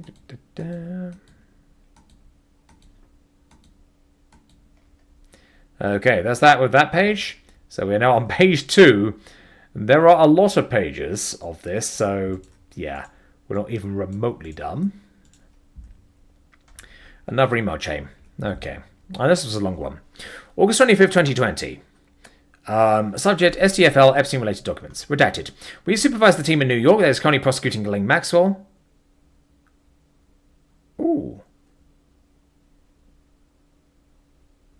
This is a repeat. This is a repeat email. We've done this before. This is a repeat also. We did have this. And this. Okay, this is the only new thing here. This part of the email chain as well. Because we've had these previous emails in previous files. Redacted. Thank you very much for looking into this and for all of your help. For now, we would like to look into having a vendor scan the entire file and make copies of any CDs and cassette tapes in the files. Would you be able to send us the names of vendors you have used in the past, please? Best, redacted. Oh, thank God. Thank goodness. Okay, small email chain. July 1st, 2020. This might be a repeat, but I can't tell, so I'm going to do it anyway. It's short anyway. I've been editing this down. It was too long, and also getting the language to be more natural. I went back and tried to make sure they were still comported with the indictment, even if not in the exact wording. But let know if it does not. Next one, a few minor suggestions from me are in the attached. Thanks. I think this is great, Audrey. Much tighter and less repetitive. I think I added one small suggestion on top of redacted comments. And yeah, I think this is the new one here. This is, I think, the last version of the GM remarks, or at least the last one I have. Okay, another email chain. December 9th, 2020. Hi, this is Tartaglione document request. Hi, redacted. A while back we spoke about obtaining a final copy of the BOP's psychological reconstruction of inmate Jeffrey Epstein, and the MC's. This is a repeat. This is a repeat. So, hey, redacted. Redacted was looking into who in central office keeps these. I just followed up with him. Okay, so if it's a repeat, I'll remind people of context. This email we've had before of them asking for the psychological reconstruction of Epstein. But we've done that before.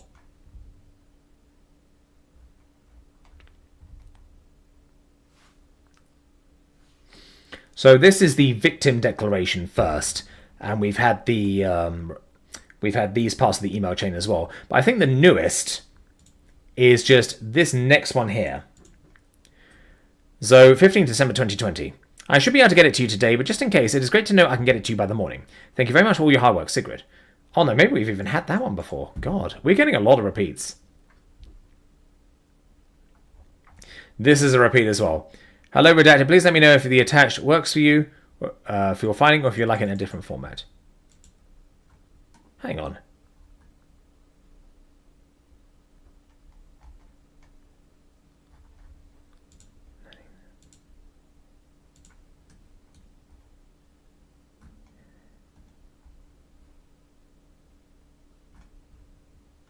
Have we had these before? We might have. That's something we've had before. That's something we have. Exhibit M we've had before. Oh, yes. God, I know why. It's because I went back to refresh the files we had previously. So my bad. These no wonder these are repeats. I thought I was making progress. Turns out I'm just a twat. Okay, now we're on page 2. Now, this is from where we're carrying on. Whew, oh dear. Okay. So 9900. I wonder if we get to 10,000 today. I'd be curious to see. Anyway, this is a single email. 20th of April 2021. Subject: USB Maxwell 20CR 330 AGN. Letter regarding redactions to defense, reply briefs, and exhibits. Okay. Good evening. Attached, please find a letter regarding the redactions to the defense's reply briefs, which has been filed on ECF in the above reference case. Also attached, please find 2 exhibits setting forth the government's proposed redactions. Respectfully submitted, redacted. Assistant United States Attorney. Okay. Oh, this isn't big. United States District Court, Southern District of New York, United States of America v. Ghislaine Maxwell, defendant. A 20 CR 330 AJN order. Alison J. Nathan, District Judge. This is the judge's response to what we've seen previously. This is the judgment. Alison J. Nathan, District Judge. The defense has moved for an order prohibiting the government, its agents, and counsel for witnesses from making extrajudicial statements concerning this case. DKT number 27 at 1. The court firmly expects that counsel for all involved parties will exercise great care to ensure compliance with this court's local rules, including Local Criminal Rule 23.1 and the Rules of Professional Responsibility. In light of this clear expectation, the court does not believe that further action is needed at this time to protect the defendant's right to a fair trial by an impartial jury. Accordingly, it denies the defendant's motion without prejudice. Based. But the court wants counsel and agents for the parties and counsel for potential witnesses that going forward it will not hesitate to take appropriate action in the face of violations of any relevant rules. The court will ensure strict compliance with those rules and will ensure that the defendant's right to a fair trial will be safeguarded. So ordered. Date July 23rd, 2020. New York, New York. By Alison J. Nathan, United States District Judge. Base Judge.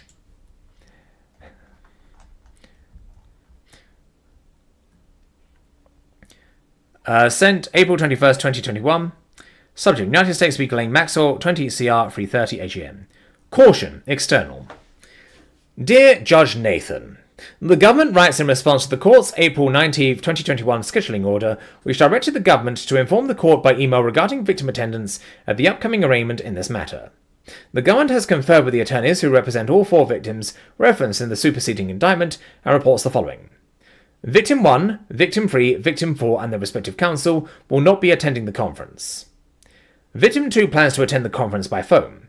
Her counsel have asked whether she should dial into the public access line or whether the court will provide a separate access line for victims. Victim 2's attorneys, David Boyes and Sigrid McCauley, plan to attend the conference in person. Respectfully, redacted. As caution external email. This email originated outside the judiciary. Exercise caution when opening attachments or clicking on links. I have a feeling we'll get that a lot, so I'll read that now. Anyway, April 21st, 2021. Thank you, counsel. Can you confirm how many attorneys for the government will be in attendance? Best redacted. Law clerk to the Honourable Alison J. Nathan. And 21st of April, 2021 again. 4 attorneys will be appearing in the government at the conference. Thank you. Okay, another chain. April 22nd, 2021, 6:05 p.m. Subject tomorrow. Hi, redacted. Can you send me the link to watch tomorrow's hearing? Thanks. Bunch of redactions. 22nd of April, 2021. Hi, redacted. Attached is the scheduling order with the public dial-in information. There is no video. In In addition to the public access line, the court has set up a different access line for victims who want to attend.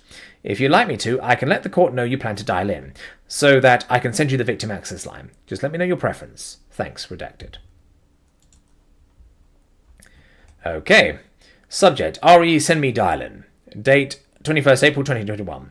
Here's the full order with access info. And, yeah, that's a blank email. Okay. So we've done pretty well. I'm going to carry on as well. I want to get at least to 10,000. File number 10,000.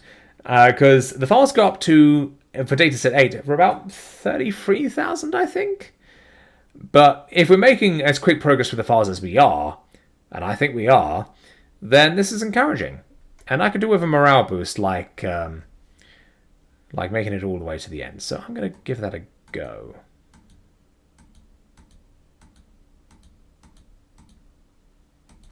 I really hope they're all as short and brief as that, because otherwise we're going to be here for a very long time. And I want to get into streaming some cool shit properly. And by cool shit, I mean, you know, chilling out with my audience, playing games, having fun.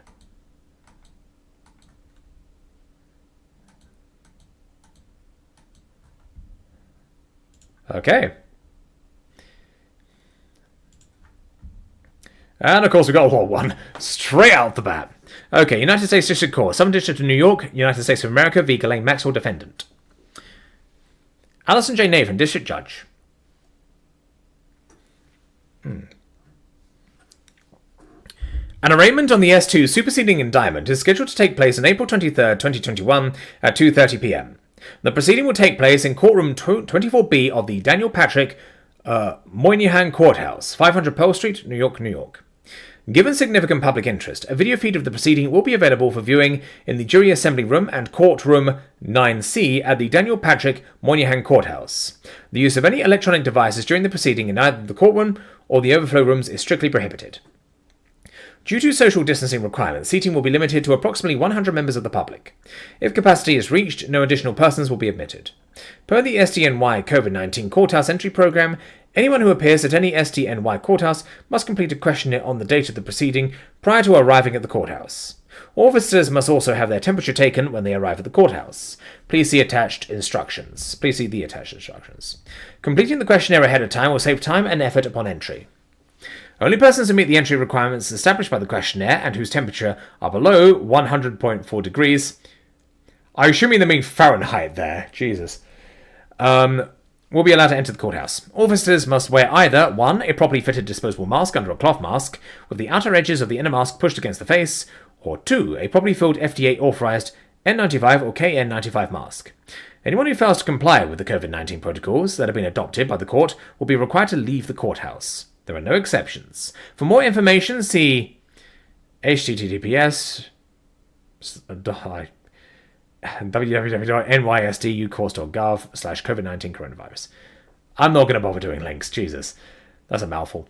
In order to ensure additional public access, the court will also open a public teleconference line so that members of the public may listen to the audio of the proceeding. Members of the public may call into the public teleconference line by dialing 844-291-6362 and entering access code 2921822. This phone line can accommodate approximately 4,000 callers on a first-come, first-served basis. Any photographing, recording, or rebroadcasting of federal court proceedings is prohibited by law. Violation of these prohibitions may result in fines or sanctions, including being held in contempt of court, removal of court-issued media credentials, restricted entry to future hearings, denial of entry to future hearings, or any other sanctions deemed necessary by the court. Pursuant to 18 U.S.C. number 3771c1, the government must make their best efforts to see that crime victims are notified of and accorded the rights provided to them in that section.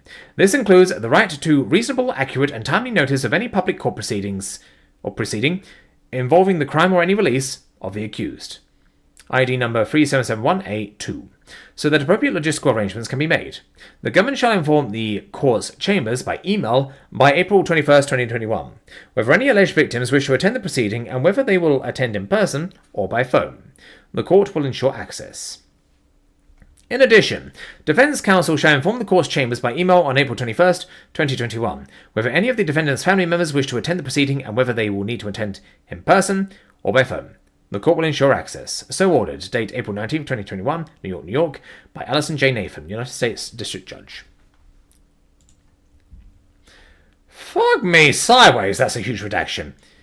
Anyway, this is an email chain, so we'll get back to that. Okay.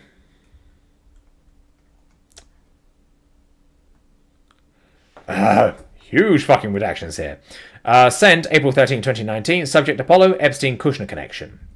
Find a shell, find a fraud. Environmental Solutions Worldwide Inc. with a link to a government website. Florida, Pennsylvania, or Canada. Welcomed on Cromwell, Wifheimer, OTCM. Directed in 2015 and frozen in time, literally. Link. Okay. Dozens of filings by former Milken, right-hand man, Leon Black, Apollo, his family trust, et al. Then there's this. Has anyone ever seen paedophile Jeffrey Epstein on the other side of a trade? The only SEC filing of Epstein's Financial Trust Company, Inc. is in, wait for it, Leon Black / Apollo Environmental Solutions Worldwide, with a link. Enter the amicus blocking release of Epstein docs. Krieger, Kim, and Lewin, with a link. Financial fraud appears to be a specialty of this recently formed STNY aluminum firm. Now it gets very interesting, with a link, where another Milken protege, Apollo founding partner Josh Harris, was considered for a White House job. Coincidences? There's a link. Oh baby. $60 billion plus inflows in 2018 for Apollo. Mrs. Krieger, Kim Boltz et al. Discovery will be a hoot. Fucking A. I am good. Cheers. Christopher Delorio. Redacted. So, I'm assuming this might be, this is a more public email? I don't think an attorney would say something there. Okay, hang on. We've got some more stuff here. Okay, Chris Delorio. Who the fuck is this guy? Let me have a look.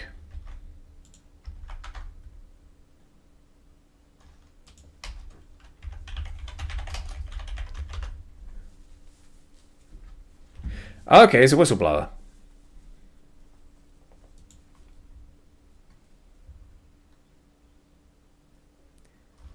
On the SEC advocating its responsibility to enforce broker-dealer compliance. Okay.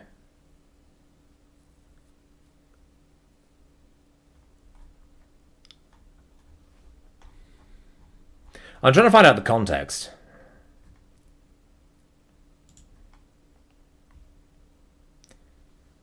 Shows bankers and financial... Okay, so he's talking about various connections. I don't know who specifically Chris Delorio is. Some kind of mad lad. Anyway.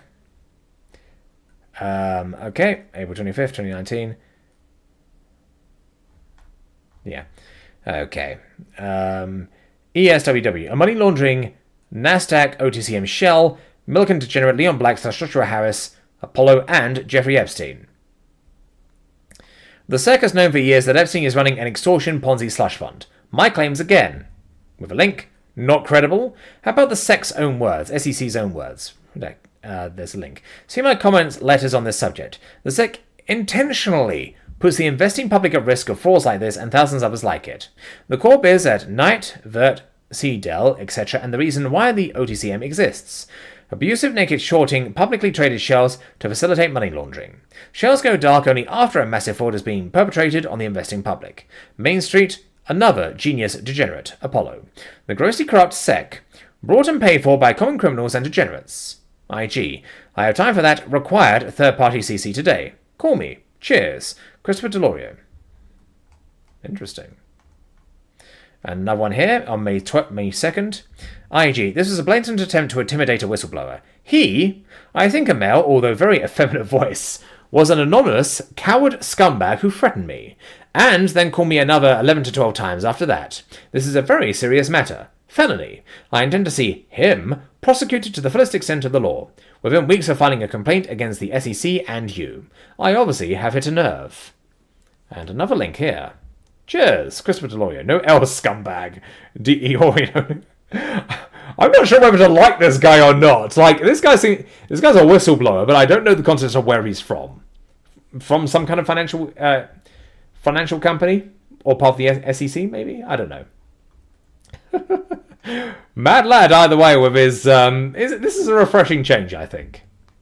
Okay, 6th of May 2019. Greetings, grossly corrupt SEC et al. Scumbags. As with all of my allegations, beyond a shadow of a doubt, 100% accurate. And another link. ESWW was a money laundering shell. The SEC knows it, the degenerate Epstein knows it, the degenerate Leon Black / Kushner BFF / Milcom proteges Mark Rowan / Apollo knows it, the DOJ / IRS knows it. IG, I have repeatedly offered to come to SecDC HQ to have the brightest minds at the SEC totally humiliate me by refuting my allegations one by one. The grossly corrupt SEC scumbags have never taken me up on my generous offer, for the very simple reason that all of my allegations are accurate and true. So I again put the offer out there. Refute my claims or go to jail for the criminal obstruction actively being facilitated by your office and the SEC. So let's give these scumbags the insurance / annuities market. This will not end well for tens of thousands of Americans. Who greenlighted this takeover of the insurance industry by PE / hedge funds? With a link. Cheers, Christopher D'Iorio. Apparently is not now. Whistleblower, redacted. Some kind of whistleblower. And here's a fat redaction here, so whatever it is too spicy. Even spicier than before. Okay. He's a whistleblower. My initial impression of this guy is he's fucking cool. Yes, I like this kind of shit talk. Something refreshing, I think, that we need. I'll drink to that.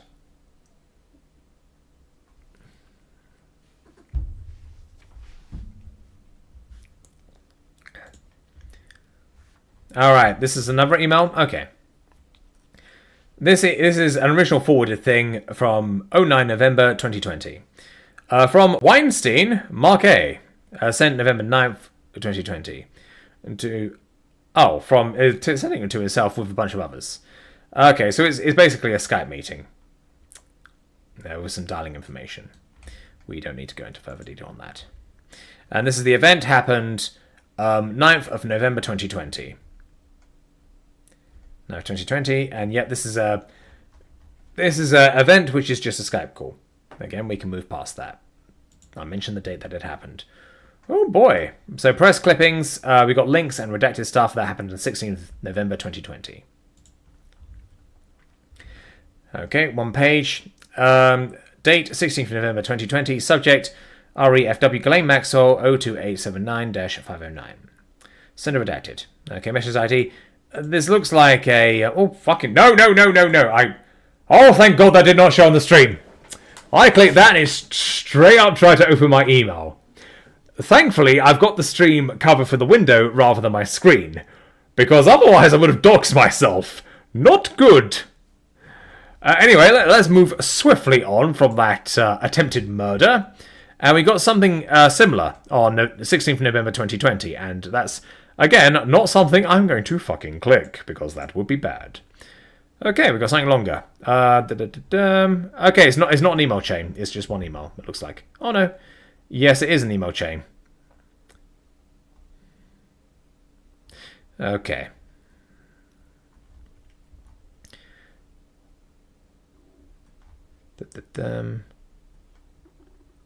Okay, what the hell is this? Okay, okay, so these look like repeats. Okay, so this is the 10th, 2020.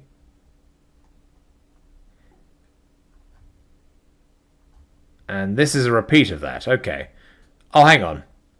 Okay, so I'll read this bit, and then we got this bit underneath. It's weirdly formatted. Bobby C. Sternheim, redacted, 11/9/2020.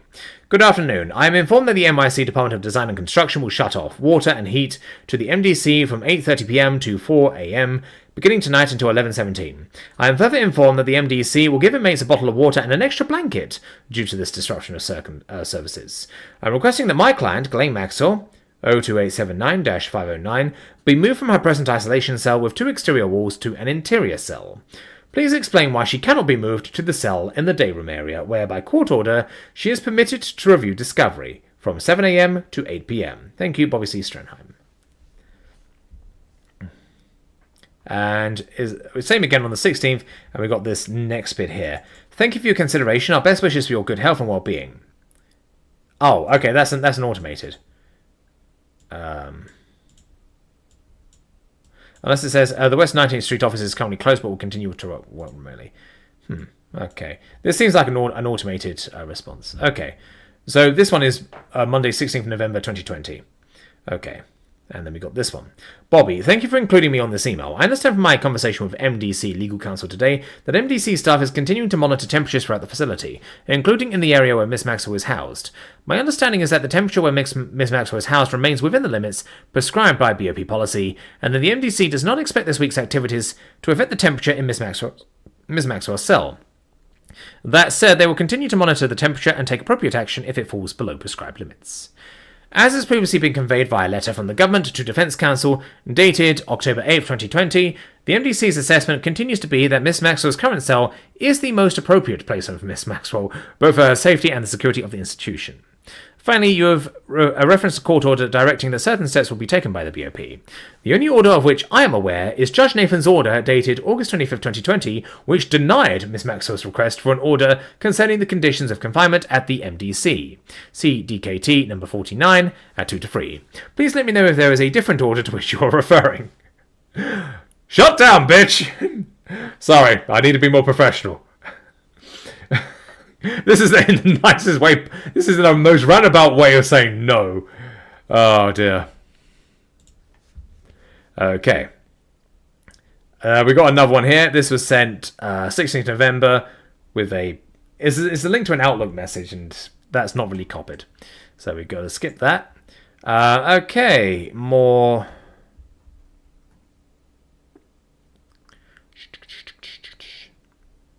Okay. All right, let's have a look.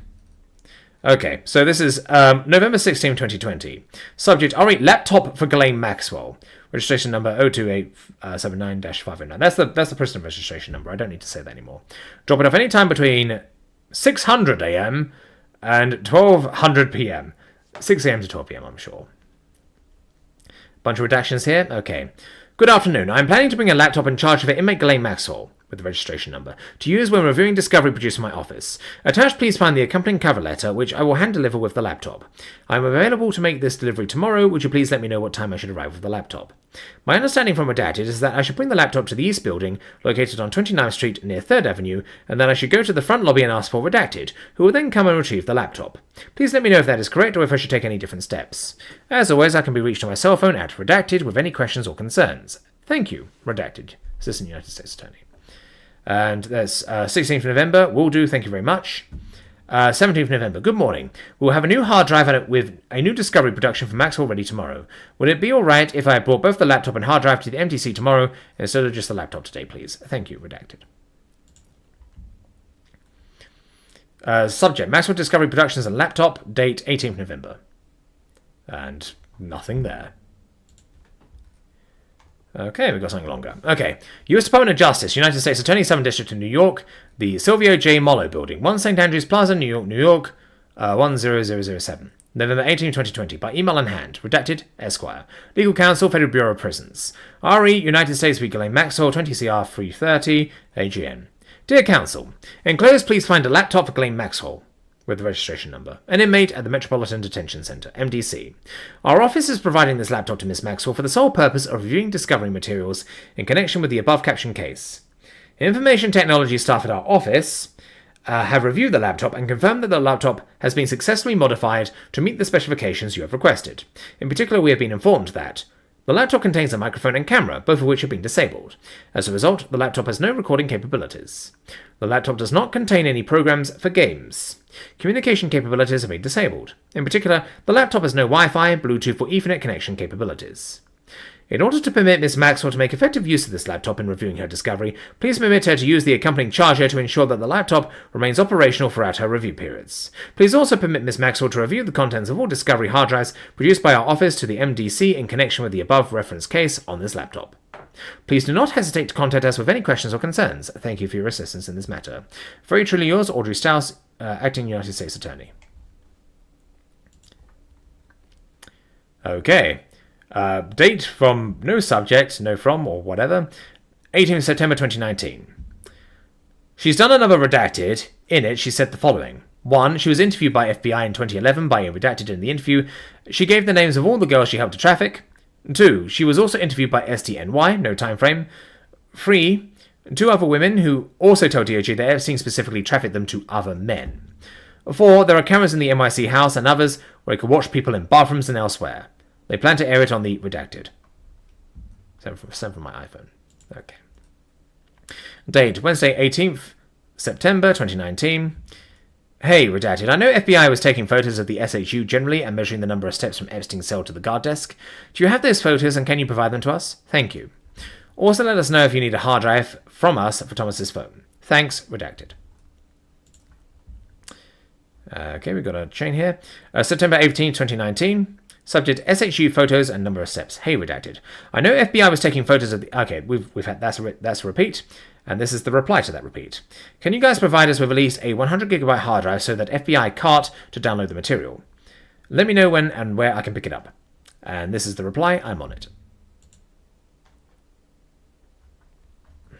Okay. So another chain.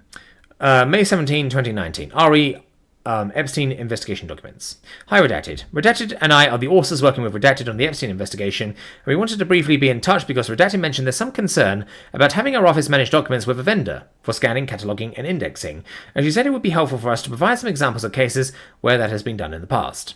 We have a number of examples, and we're hoping to quickly chat with you about the most productive way to get that info to you. Is there a good time for us to give you a call sometime early next week? We're happy to work around your schedule, and we really appreciate the help. Thanks very much, and talk soon. Redacted. And the reply on May 17th, sure, let's talk next week. I'm out on Tuesday and likely Friday. Any other time works. And his reply, that's great, talk to you then. Okay, another chain. Ooh, boy. Okay, sent Thursday, May 23rd, 2019, 13:08 to Istrio Garcia. Okay. RE SDNY investigation meeting. Mr. Garcia, following up on our phone conversation yesterday, I wanted to send you an email, as promised, as a brief summary. As discussed, our investigation continues to move forward, and we're interested in meeting with Redacted again to talk with her more specifically about her recollections from the time.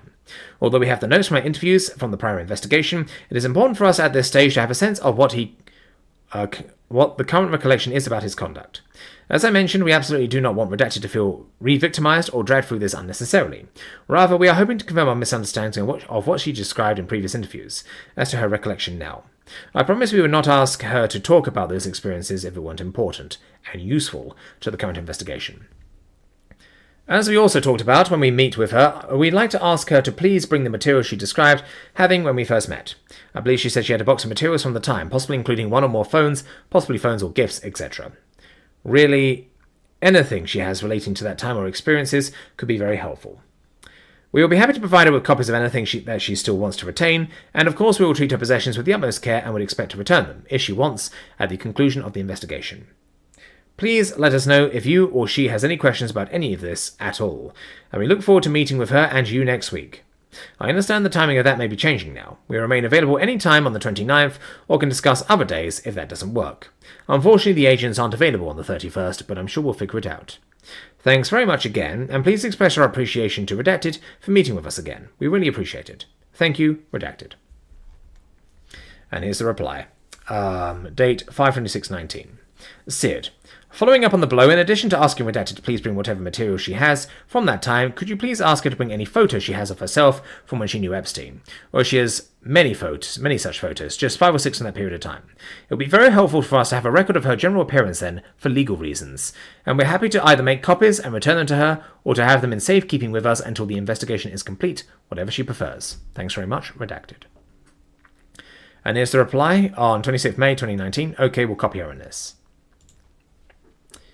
Okay, 19th March 2020, here is my markup. From the subject GM memo. Okay, subject Epstein update. Date 15th May 2019. Redacted. Attached is an update on the progress of the Epstein investigation. Please keep this memo on close hold given the sensitivity of the matter, and our efforts remain covert. Please feel free to let us know if you have any questions. Regards, Redacted. Okay.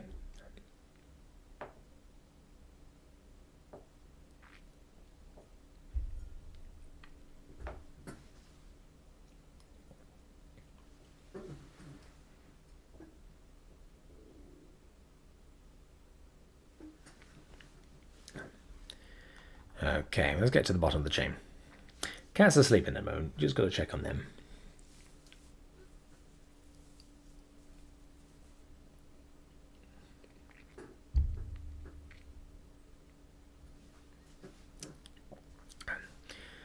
Sent August 6th, 2020.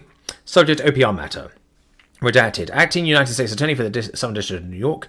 New York. Dear Redacted, please find attached a letter from the OPR Director Redacted regarding OPR's draft report regarding the handling of the Jeffrey Epstein matter by the U.S. Attorney's Office for the Southern District of Florida in 2006 to 2008. A copy of the draft report for your review is also attached. With regards, Redacted. Counsel, Office of Professional Responsibility, U.S. Department of Justice. And next one, August 6th, 2020. Redacted. FYI, not that you need more work, but if you want to review, please do. And the reply, August 6th, redacted. I would like to also share this with the Epstein team, which I think will be best positioned to evaluate the facts and any implications for the Maxwell case. Are you okay with us sharing this with the team as well? Thanks, redacted. August 6th, 2020. Oh no, same again. Redacted. I would also like to share this with the Epstein team. Oh, hang on. No, that's done. And it's like, yes, of course, is the reply. And then the reply to that is, great, thanks. As noted, redacted wanted me to get your approval first. I will do so now. Ooh, what do we got here? Okay, so this particularly short one sent August 7th, 2020. Subject, the week ahead. Happy, particularly preposterous packaging day. The website puts it first by saying there really is no right or wrong way to celebrate the day. In any event, no need for any packaging at all on the weekly update. Just let me know what's going on next week. Thanks. Redacted. International Beer Day was too easy. I'm on the keto diet. I can't have beer. But I'm homebrewing a fuck ton of it. Redacted, Chief Criminal Division. In fact, maybe I can do a vlog of me homebrewing some stuff. That might be fun. Thought for later. Anyway, the reply to that on August 7th of August. The RMA team is going to be at the grand jury on Monday. Four signed off on the charging document, redacted. We're hoping to circulate and send down to NSD a bunch of paper on GEP, including a premises warrant for RG. I've looked at first draft already, and redacted are working on a second draft now. I'm assuming, much as with the memo we circulated last night, that everyone will want to see these. But if that's not the case, please let us know. Becca reviewed the first draft of the hard and prose memo, which the team is now revising, and then one or both of us will re-review. We hope to get that up to you at least next week. Team would like to go to the grand jury the week of August 24th, with the primary time pressure coming from our desire to beat Danny. I assume we'll be pressing ahead with a Mendez-Dag flight, but have not heard back on whether Audrey has yet to make a call. Also, we have not heard back from Redacted or anyone on what we should be doing. If anything, to gather and review material from the STFL Epstein investigation. My sense is Redacted, in particular, has been exploring an alternate plan whereby we gather and review only STFL's 24 boxes of hard copy documents, which I am fine with and agree is more manageable, but we haven't and really can't take any action without a decision, so I'm very hopeful this is something we'll get guidance on next week. On the list of things keeping me up at 3 AM, this is pretty consistently at or near the top. Okay, next one. Oh boy, big chain. Let's have a look. Okay, first email. February 15th, 2020. Subject, RE Epstein search warrant documents. Redacted. I'm not sure who's the exact right person to ask this, so I wanted to get everybody on one email chain about it. I have the hard drive that Redacted dropped off and that has new Epstein search warrant materials, but it looks like there are also old materials that I think we have previously received and uploaded on the hard drive, so I'm not sure what's new. Just generally, and Redacted and I talked about this last week too, but it's basically impossible for us to keep track of what we're getting, and what has been completed without some kind of identification or labeling system, along with a list of which devices have been extracted and downloaded. So, for example, on the hard drive currently, there are 38 folders labelled load files through 37 load files, with a modified date of 11/14/19, which I think we may have already previously received. What was that noise?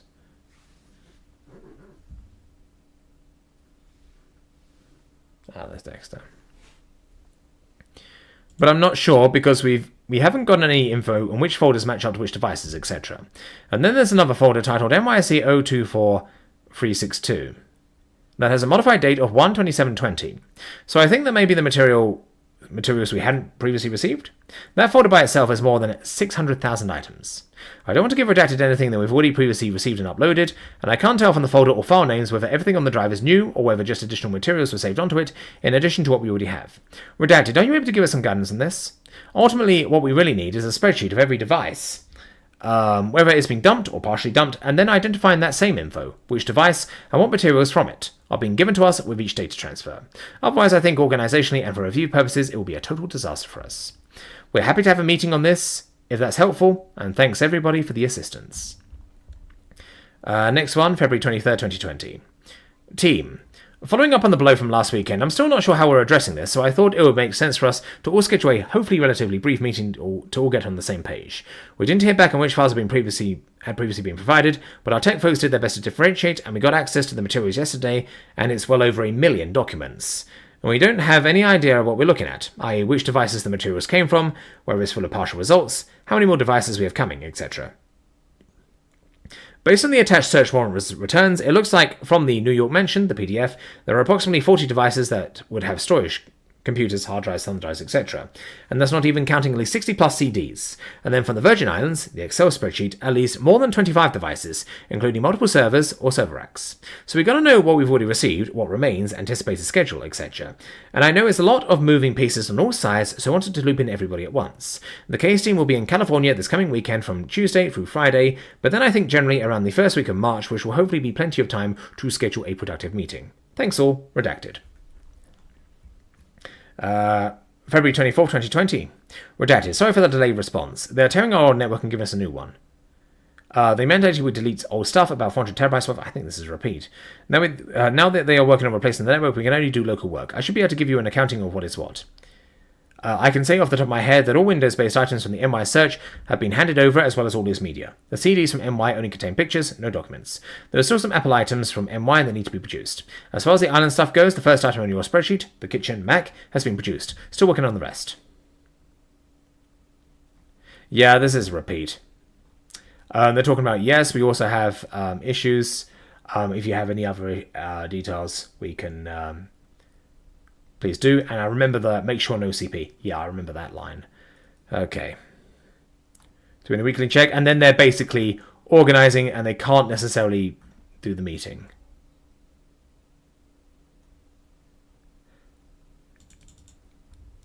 Yeah, only process 3 is they all copies. I remember that. That's a repeat. Yeah, Windows machine. Yeah, I think this is... So they're basically next they try and work out what time they want to do the meeting.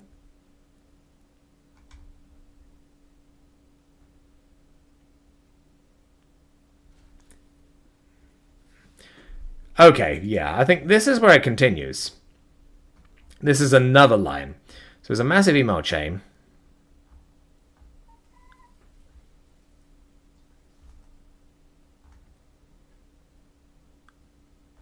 Okay, so I think we've had repeats previously, but I think it does continue from here. Sorry about this. Following up on this from a month ago, I know we're living in a different world than what existed 4 weeks ago, but are you at all able to assist while working remotely? This has been pending for almost 2 months, and we still don't have a very basic list of each device or item that was seized and searched, or for which those we received materials. We're happy to have a call if that would be useful, but as a first step, the most basic thing we're looking for is the info in the template spreadsheet we sent earlier. That's also attached. Thanks.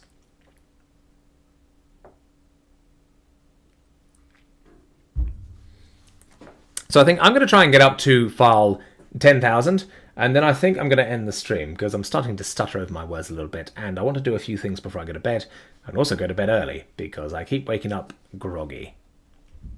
Anyway, April 7th, are you available tomorrow for a conference call to discuss this issue? Okay, another April 7th. Yes, I can do any time tomorrow, and redacted, Rosier can also join any time tomorrow, so whenever is good on your end. Also, we can host a conference call, but only up to 6 lines at a time. So if FBI has larger capacity, then let us know. Otherwise, I propose we do a bunch of redactions, 1 to 6. If either of you wants to join, and if not, one of redacted. And this is a reply. Okay, let's plan on 11 a.m. tomorrow morning. I'm trying to get an FBI line with a large capacity, but I won't know until tomorrow a.m. I'll push it out when confirmed. Thanks. On May 8th, 2020. Following up on the blow, I think you had said you expected to be able to get us a list of the devices seized from the search warrants at Epstein's residences. in New York and the USVI, as well as from his person upon arrest, in about a month, during our conference call a month ago. So I wanted to check if we can still expect that very soon. We're waiting on the list to be able to do an updated search warrant on all of those devices. Please let us know the current timeline, and also the current timeline on producing the results from those August and September searches. I think you and Redacted were going to coordinate on that. And you had mentioned you expected we'd have it a couple of months from our call, which will be about a month from now. Wanted to make sure we're still on track. Thanks, Redacted. May 8th. Sorry for the delay, they reduced us to 1 day a week, so things are being stretched out by a factor of 5. I'll be back in the office on Thursday and we'll be able to get you the list then, as I have access to some of our systems to do so. Also, Redacted, please reach out to me at one of the numbers below so we can brainstorm. Thanks. Okay, May 8th, 2020. Understood, thanks. It will be great to get that list on Thursday. As a refresh, the info we are looking for is in the attached spreadsheet template. On the returns themselves, do the changes you mentioned mean the estimate of a month from now for complete transmission of the search warrant returns is no longer likely? If so, could you please let us know what the current estimate would be so we can factor that in? Thanks very much. And then May 8th, the reply. There's been talk of us returning to normal soon, so I don't think it will affect the timeline I initially gave you. If it does, I'll let you know. And here's the reply. Okay, thanks. Please do let us know if at any point that changes. Otherwise, we'll look forward to being able to review the returns in early June. Thanks again. And here's the reply on May 12th. Hello, Redacted. You okay, Dex? You're making noises. Okay, May 12, 2020. Hello, Redacted. Me and Redacted just finished our phone call regarding the data. Redacted will put together a list of all the data and where the data was collected. I will work to send some hard drives to Redacted, so they can begin to copy the data and send it to us. I will need to figure out a way to get the data off to the hard drives. Please let us know if there are any questions. Thank you. Okay, May 12, 2020. Redacted, it would be very helpful for us if you could please use the attached spreadsheet in transmitting that info so we make sure we get all the info we need. I think you had previously sent us a list of certain information that unfortunately wasn't helpful for us, so we want to make sure we're all on the same page. In terms of data transfer, Redacted, are you just sending a literal copy of all the raw data and we'll process and upload it on our end? I asked to make sure we don't lose any searchability. When FBI sent versions before, it had already been processed.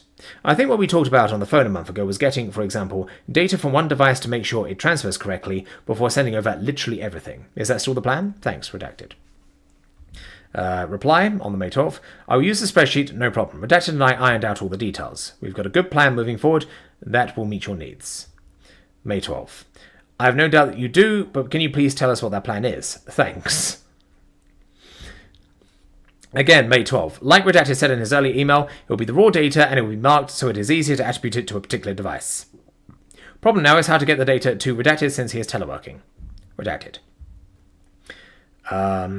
A reply, May 12th. Okay, so just to check, you both think that there is not a need to do a test run. You're both comfortable with just basically sending us copies of everything.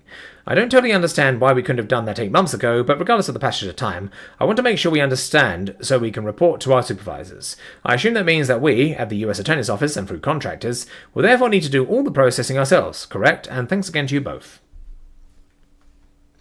Okay, another reply on May 12th.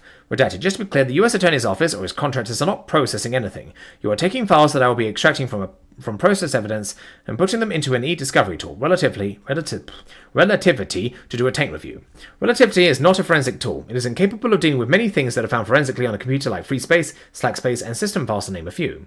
When we started this and you insisted you do the taint review in Relativity, I warned you that it was adding months' worth of work on top of what was already done, and that Relativity was incapable of viewing everything. You insisted we do it this way. So now Redacted and I have come up with a way to fit this round peg into this square hole. We will get it done. Sorry it has taken so long, but we are talking about terabytes worth of data over multiple forms of digital evidence. Phones, tablets, loose media, cameras, DVRs, servers, laptops, and desktop computers. We have gone past encryption on multiple devices. When we review devices on such large cases, we usually do it piece by piece as things are processed. I was unaware that you didn't want to review as things were processed, that you wanted to do it all at once, so that added to the delay. Sorry for that. Just a differentiation on methodology, I suppose. Getting sassy. Redacted and I feel confident that the method we have come up with will be more consistent and preserve the attribution of files to devices and links of emails to attachments that the load file generation that I did a while back was lacking. Okay, and his reply May 13th, 2020. Redacted. Respectfully, I think there are some miscommunications here. All we have asked is to receive the materials in a format such that we can view them using a system we have access to. We're not able to get web-enabled access through any FBI tool, so we asked for the materials to be transferred in a loadable format so we can put them on Relativity. relativity, which both we and the agents can access. We're required to have the files in a format that we can produce them to Defense Counsel. I've done that in many other cases, and it hasn't previously been an issue. My understanding from Redacted is that the best way to do it now is just for us, the US Attorney's Office, to get the original files, which our vendor will process, by which I just mean converting into file formats that are loadable onto relativity. It doesn't really have anything to do with the tape review. We have to have access to the docs in our systems for discovery purposes. And we were happy to get the materials as they were processed, but when we received the 1.1 million documents earlier this year, they were in a format that wasn't usable for the reasons described in the email I sent on March 9th. Again, I understand from Redacted that the best way forward is to just get copies of the materials in their original formats, which I understand will be segregated and designated by device. That should work for us. I was just trying to understand the approach as well as the timeline. Thanks, Redacted. On July 14, 2020, we've received and reviewed the hard drive you provided last week. Unfortunately, it's still not possible for us to determine which devices have been fully 100% included in that drive. We're not able to tell based on looking at the contents because the devices do not appear to have their own folders. The attached spreadsheet is the one you included on the drive, but it does not reflect which devices have been fully transferred. Could you please fill in the two columns I've added, L and M, indicating which devices have been fully transferred to us, and for the ones that are not fully transferred, in the estimated time for completion? If you could please let us know that today, it will be extremely helpful in figuring out how to proceed. And separately, could you please let me know what times you're available for a call tomorrow? It'll be helpful to discuss why a number of the devices were combined together in folders on the drive, rather than being provided separately, and also helpful to know how long it would take to correct that. Thanks very much, Redacted. Okay, another reply on July 14th. I'll fill it out and get it back to you ASAP. I'm available tomorrow from 7:30 AM till about 3:30 PM. Just let me know when. Okay, July 14th reply. Could you join a call? Could you join the call tomorrow? I could do noon or 1 if that works. Or I could do in the morning if I get coverage for a couple VOSA check-ins with Berman. And here's the reply, July 14, 2020. Sure, if that would be helpful. 1 is better for me than 12, but I can make it work if need be. Morning I can do 10 to 11. Reply, yeah, it's sometimes challenging to try to precisely relate redacted info on this, and given the importance, I think it'd be helpful. Thanks. I'll propose tomorrow at 1. Oh, that was long.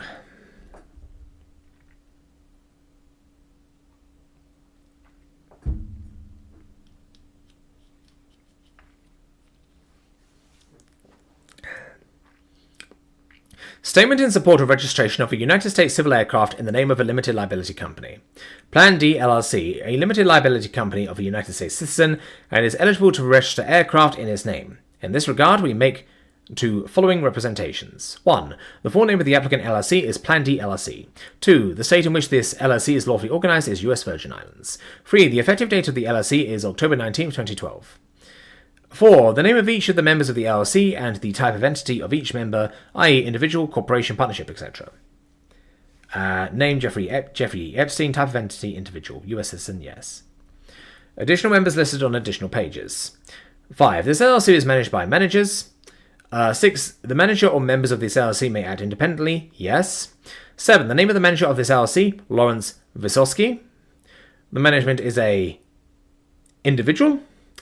The undersigned certifies that he or she or /it understands that an LLC is eligible to register aircraft in its name, provided that 1. At least 2,000 of the managers or managing members are U.S. citizens within the meaning of 49 U.S.C. Section 40102A 15C, and 2. At least 75% of the voting interest or units is owned or controlled by persons who are U.S. citizens or citizens of one of its possessions, and specifically that an LLC cannot register as a non-citizen's corporation. If any member of this LLC is not a United States citizen, as defined in 40102A 15C, an explanation appears below to support the certification that this LLC is a U.S. citizen, as required by 49 U.S.C. Section 40102A 15C. The undersigned hereby also certifies that the information given herein is true and correct and meets all citizenship specifications as required by the Federal Aviation Administration. Plan D LLC by Lawrence Vysotsky is the manager. Okay. And another one, very much the same. So, I'm going to skip the repeats and just go for the new variations. The name is Hyperion Air LLC, and that's the full name of the applicant LLC. It's lawfully organized in the United States Virgin Islands. Effective date of the LLC is October 19, 2012. And the name of each of the sole member of the LLC, which is Jeffrey Epstein, individual, and he's a U.S. citizen. And Lawrence Visosky is the manager again and is a US citizen. And again, this is the same as before, but for Hyperion Air LLC. Again, moving past the repeats for ease of moving things along. U.S. Department of Transportation, Federal Aviation Administration. 10/12/2020. Civil Aviation Registry. Aircraft Registration Branch redacted. Oklahoma City, Oklahoma. Oh, you okay, Clara? That's a weird noise you're making. You good girl. 73125-0504. Dear Sir or Madam, I would like to have 722JH reserved to the undersigned at the following address. Redacted. West Palm Beach, Florida, 33406. Redacted. Sincerely, Hyperion Air. Ref, this request was made for the registry's website. Fee paid $10. Okay. This email was sent 30th August 2019. Draft 302 of redacted. With an attachment. Okay. We've got another big one. Federal Bureau of Investigation. Date of entry 08/30/2019. Redacted. Senior Office Specialist at Bureau of Prisons, BOP, Metropolitan Correctional Center, MCC, 150 Park Row, New York, New York. Date of birth, DOB redacted. Was interviewed at the United States Attorney's Office, USAO, Southern District of New York, SDNY. 1 St. Andrews Plaza, New York, New York. Present for the interview were FBI Special Agent, SA, redacted. FBI Task Force Officer, TFO, redacted. Office of the Inspector General, OIG, SA, redacted. Assistant United States Attorney, also redacted, and redacted's attorney, Natalie Todd. Also redacted, advised redacted that the interview was in lieu of an appearance before the federal grand jury and is voluntary. Hello, Clara. Redacted, also went over a standard pro-offer agreement. After being advised of the identity of the interviewing investigators and the nature of the interview, redacted provided the following information. Redacted started working for the BOP in February 2011 at Ollenwood.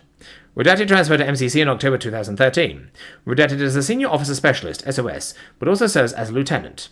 This usually happens when Redacted is working overtime and is in the capacity of an acting activities lieutenant. Redacted stated that in order to do a round, an officer has to physically go inside the area that is occupied by inmates. As an activities lieutenant, Redacted makes a round through the Special Housing Unit, SHU, and asks the officers in the SHU if things are good. She is usually called numerous times to the SHU for certain issues, like when an inmate complains that he hasn't received something, i.e. property. Redacted then takes note of the issue and advises the captain. As an activities lieutenant, Redacted sees a sampling of tears at MCC during her shift. Redacted uses her PIV card at a computer terminal to log rounds. Each unit at MCC has a different log. Investigation on 08/20/2019 at New York, New York, United States in person. File number 90ANY3151227. Date drafted 08/23/2019. Clara, you gotta stay still. Redacted works as an SOS during her normal shift, which is usually the day watch, 8 AM to 4 PM. If Redacted works overtime, clause, she acts as activities lieutenant from 4 PM to 10 PM. Redacted has worked as a corrections officer in the SHU, usually on overtime and on evening watch. During her shifts in the SHU, Redacted has responsibilities pertaining to the inmates, such as phone calls, showers, and the library. The 30-minute rounds are recorded in TrueScope and on paper logs. Redacted stated that she has not worked with anyone who didn't do the rounds. Redacted participates in the 10 AM count on the weekends, but during the week, a count is not done during her regular shift, 8 AM to 4 PM. During the week, Redacted leaves before the 10 PM count is conducted. During a count, all inmates have to be seen. The inmates are counted by one officer, then another officer. If there are only 2 officers working during a count, one officer will count the inmates, then the officers switch and the other officer will count the inmates. The officers are to only count inmates that are physically in their unit. In the control center, an employee gets information from the person that he or she relieves. While in the control center, one has various responsibilities, such as a fire security check, equipment and key checks, and watching the cameras. The person that is designated as control number 2 is responsible for preparing the paperwork for the count. On August 9, 2019, Redacted worked in the capacity of lieutenant from 4 PM to 10 PM. During this time, Redacted stopped by the SHU. She recalled that regular activities and operations were occurring at the time of her visit. Redacted fed inmates in G Tier and in 10 South, the high security unit. Redacted recalls seeing Jeffrey Epstein earlier on August 9th around 9 AM at the attorney conference area. Epstein was there with 3 or 4 attorneys who were in and out of the facility. Redacted recalled there being 2 females and 1 male. At one point, Epstein had to get an officer's attention to use the restroom. Redacted was not in the SHU when Epstein came back from attorney conference. Usually, Epstein would be cuffed to go back to the SHU from attorney conference around 7:20 PM to 8 PM. Redacted doesn't remember anyone talking about a phone call that Epstein made on August 9th, 2019. She is also not aware of how either of Epstein's cellmates were selected. Redacted only heard things in passing regarding Epstein's alleged suicide attempt in July. Redacted does not know the particular procedures or guidelines regarding an inmate who comes off suicide watch. She stated that usually that inmate is put with a cellmate, but she does not know if this is policy or just general practice. According to Redacted, as an SOS, she wouldn't know if Epstein was supposed to have a cellmate, or supposed a cellmate. A decision such as an inmate needing a cellmate would be made at SHU meetings and or department head meetings. Redacted doesn't know if Epstein had a cellmate the day she was acting lieutenant. Redacted advised that the count paperwork stays in control for 30 days. After 30 days, the paperwork is shredded. Okay, this is an email 30th of August 2019, file S 302 for Redacted by a special agent with an attachment PDF. Okay. September 8th, 2019, at 7... don't need to know the time. Subject WSJ article on Deutsche Bank and Epstein charity.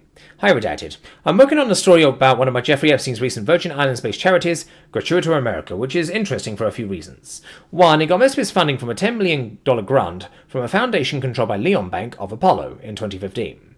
Two, some of Gratitude's donations between 2016 and 2017, listed in his tax forms, were never received by the named charities. 3. Epstein attempted to use the charity to pay fines in the Virgin Islands. 4. Gratitude America has a Deutsche Bank account. The last point about Deutsche Bank is the new news here. To that end, I have a few questions for SDNY about the charity and the bank. 1. We write that SDNY is scrutinizing Epstein's relationship with Deutsche Bank. I believe this is already being reported, but a few questions. For fairness reasons, is it fair to say that Epstein's relationships with all of his banks is under scrutiny? Is DB in trouble here? Do they face any criminal exposure? 2. Is SDNY looking into Epstein's work with his non-profits and foundations? Is there interest in his charity's financial transactions or tax filings? 3. We write that the investigation is ongoing. Does it remain a sex trafficking investigation, or is this now expanding into possible financial wrongdoings and other matters? 4. As far as you know, are other investigative entities looking at Epstein? NYAG? IRS? 5. We write that Gratitude America's activity could be of particular interest to prosecutors, because the transactions took place within the past 5 years, within the statute of limitations for fraud charges, and because they involve some of his closest associates. 2 of his personal lawyers were on the board. His accountant served as the foundation's president.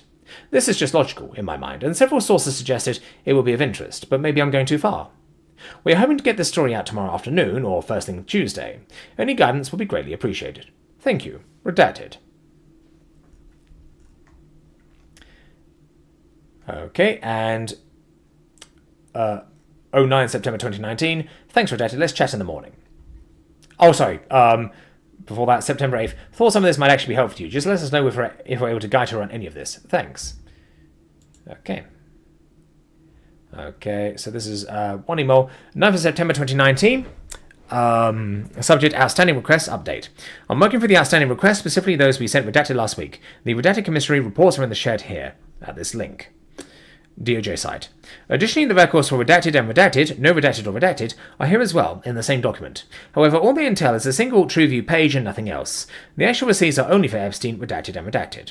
What I'm not sure on is the signed SHU post order review sheets. I have looked through the files and can't seem to find them anywhere. Albeit, I don't know what they look like, but I do think I would have recognized them. I will keep looking. Lastly, are the post orders for SHU the same as the daily assignment roster? I've attached one of them as an example. If so, we are missing several from the time period that we requested, 7/1 to 8/10. I am going to continue the work with the spreadsheet as well. By Redacted Paralegal Specialist. Okay, first email, September 12, 2019. RE, Jeffrey Epstein lost interest in pregnant victim, made her recruit underage girls. This is Redacted, whom we've spoken to. Shit, one was pregnant. Fuck. And this one is a link here from New York Post. 12th of September is the reply. Thanks. How much of this has she repeated in her interview with us? Okay. Oh boy, this is big. Okay. So first email here, Friday 13th, 2019. This is a link. And the link is, I never touched the man. Subject on 13th of September. I never touched the man. Jeffrey Epstein's former cellmate insists in letter to Daily News. I never touched the man. Jeffrey Epstein's former cellmate insists in letter to Daily News. NY Daily News by Stephen Rex Brown, 9/12/19. Jeffrey Epstein's former cellmate proclaimed, I never touched the man, in a letter to the Daily News Thursday, as a probe into the multimillionaire Poe's suicide continues. Nick Tartaglione, a former Briarcliff Manor cop facing the death penalty for quadruple murder, Jesus, insisted in a 2-page handwritten note that he shared a cell at Metropolitan Correctional Center with Epstein because he posed no threat to the accused sex trafficker of underage girls. As far as Jeffrey Epstein is concerned, I never touched the man. Hello, Clara. I despise anyone who has children, but whatever was going to happen to him, I was not going to be a part of it. And Tartaglione, 51, wrote from an 8 by 10 foot cell he called the box. The prison told Epstein they were putting him in a cell with me because they knew I would neither hurt nor extort him. The staff here at MCC had hundreds of inmates to choose from, yet I was their first choice. And Tartaglione wrote. Epstein's first attempted suicide on July 23rd in the cell he shared with Tartaglione. Hello, Dexter. You're both up here. Sources previously told the news that Tartaglione believed he may have saved Epstein's life by quickly alerting jail staff to the attempted hanging. This is a link here. I'm going to move past that. Epstein, 66, was moved to Suicide Watch, separating him from Tartaglione. Sources said at the time that investigators were trying to determine whether Tartaglione had assaulted Epstein. The sex offender was subsequently taken off of Suicide Watch and hanged himself on August 10th in a cell he occupied alone. He was awaiting trial on charges that carried a maximum sentence of 45 years in prison. At or around the time of his death, we did not see a despairing or despondent person. Epstein's attorney Reed Weingarten said at a recent hearing for the finances victims. The probe of how the perv with powerful friends managed to kill himself includes an examination of the first attempt, prosecutors have said in court. Tartaglione's attorney, Bruce Barkett, said he has not been interviewed by investigators since Epstein's death. Tartaglione has not been questioned by any law enforcement official since July 23rd, Barkett said. I can't imagine how they can claim a complete investigation without speaking to the person who was in the cell in that first event. A spokesman for the Southern District of New York declined comment. Attorney General William Barr said irregularities have been uncovered at the nightmarish lockup. The jail staff on duty at the time of Epstein's hangings were reportedly exhausted from working multiple overtime shifts and failed to follow protocol. The MCC is also coping with long-standing staff shortages. I still have some faith in the justice system, Tartaglione wrote. Every person in this country has the right to be presumed innocent until proven guilty. To anyone who reads this, I only ask for that presumption because I haven't felt it yet in the past 33 months. Tartaglione, who has long complained about conditions at MCC, is seeking to be transferred to another federal lockup due to threats he says were made by jail staff after Epstein's suicide. It just doesn't seem appropriate that he be housed and guarded by the very people who are under investigation given his proximity to the investigation, Barkett said at a recent hearing. My client shouldn't have to fear for his life. More New York. Man found wrapped in carpet was shot before being... Oh, hang on. No, that's another link. We'll ignore these other links because this is basically directly copied from a website. The attorney said he did not know his client had sent the letter until after it was in his mail. It's a product of the frustration at the entire situation, Barkett said. The muscle-bound ex-cop is charged with killing Martin Luna, 41, Hector Santiago, 32, Miguel Luna, 25, and Hector Gutierrez in April 2016, as well as conspiring to distribute over 5 kilos of cocaine. Prosecutors say 2 of the victims had ties to a Mexican drug cartel. The 4 men's bodies were found buried on Tartaglione's sprawling animal rescue farm in Otisville, Orange County. Tartaglione has been locked up since December 2016 and still does not have a trial date. Fucking hell.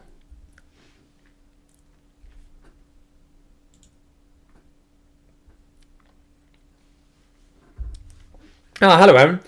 Just to let you know, I started almost 3 hours ago. I decided to test streaming at 7 o'clock rather than 8 o'clock recently and 9 o'clock beforehand. And I think it's a little bit better. We've made some good progress. That said, I think the moment I hit file number 10,000... I'm at 9,968 at the moment. I will probably be bringing the stream to a close. But you have the VOD. Subject, R.E. Epstein release of USMS information. Date, Friday, 13th September 2019. As you are undoubtedly aware, there's been some press coverage since yesterday about the recent release pursuant to FOIA of some USMS records. I just spoke with the Associate General Counsel at the USMS, who wanted to provide us with the actual source materials, USM 11s, equivalent of 302s, that were inadvertently released because they were not, in all circumstances, accurately reported. And he wanted to make sure that if we are cornered, concerned about any harm to our investigation from the release, that we have the official materials. He also offered to serve as a POC if we have any questions. And the reply, let us know if you have some time this afternoon. We have something at 2:30, but are otherwise free. Date, September 12, 2019. Subject, Epstein-related. Do you have a few minutes today or tomorrow to discuss something? Specifically, a good friend of mine is the executive producer on a 4-part Netflix series that will come out in a few months on Epstein. They have been working on the story for 18 months before we charged. He has spoken to Redacted at one point. Not sure how that worked. I want to see if anyone from the office will give an interview. Or backward-looking. I imagine the answer is no, but they are going with this regardless, so thought I would at least make you and potentially chiefs aware of it. Wanted to start with you. I'm free between now and noon, or after 6 p.m. tonight, or tomorrow morning, or after lunch. Thanks. The reply is September 14, 2019. Hey, I stopped by your office a couple of times. Thursday and Friday, but didn't catch you. Sorry about that. I'm happy to chat on Monday if you're around. My guess is that some combination of the press office and brass would make the call, but I'm totally happy to touch base with you if that's useful in the first instance. And the reply is 15 September 2019. Let's chat tomorrow. I'm generally around and we'll look for you. Oh.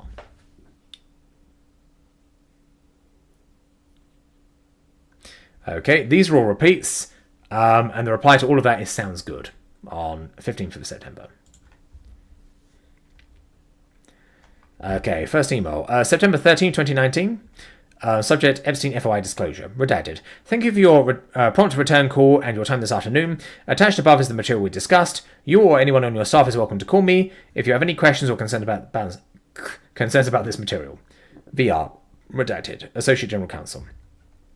And the reply, same date, per discussion. And the reply to that, 16th September 2019. If of interest, these are the USMS documents that were inadvertently released and are the subject of the NYT piece the press office circulated. Okay, this is long. Fuck me. U.S. Department of Justice. United States Marshal Service, Office of General Counsel. CG 3, 15th floor, Washington, D.C., 20530-0001. September 6, 2019. D. McKelvey, at that link. RE Freedom of Information Act request, number 2019, USMS 34199. Subject, Jeffrey Epstein. Dear requester, the United States Marshal Service, USMS, is responding to your Freedom of Information Act, FOIA, request for agency records pertaining to Jeffrey Epstein. Pursuant to your request, the USMS conducted a search of its automated files and the district office in the 7th District of New York and located 73 responsive pages. Of these 73 pages, 3 pages are found to have originated or contained information which originated from the Federal Bureau of Prisons. Those documents have been forwarded to that agency for their review and direct response to you. The remaining 70 pages are being released to you and are attached hereto. Portions of the pages are being withheld pursuant to FOIA exemptions B6, B7C, B7E, and B7F. FOIA Exemption B6 allows an agency to withhold personnel, medical, and similar files, the disclosure of which would constitute a clearly unwarranted invasion of personal privacy. Records that apply to or describe a particular individual, including investigative records, qualify as personnel, medical, or similar files under Exemption 6. FOIA Exemption B7C protects records or information compiled for law enforcement purposes to the extent that the production of such records or information could reasonably be expected to constitute an unwarranted invasion of personal privacy. A discretionary release of such records is not appropriate. See United States Department of Justice, DOJ v. Reporters Committee for Freedom of the Press.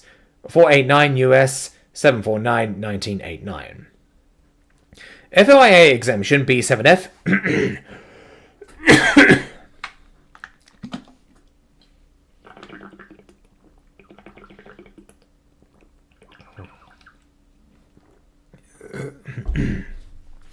protects law enforcement information that could reasonably be expected to endanger the life or physical safety of any individual.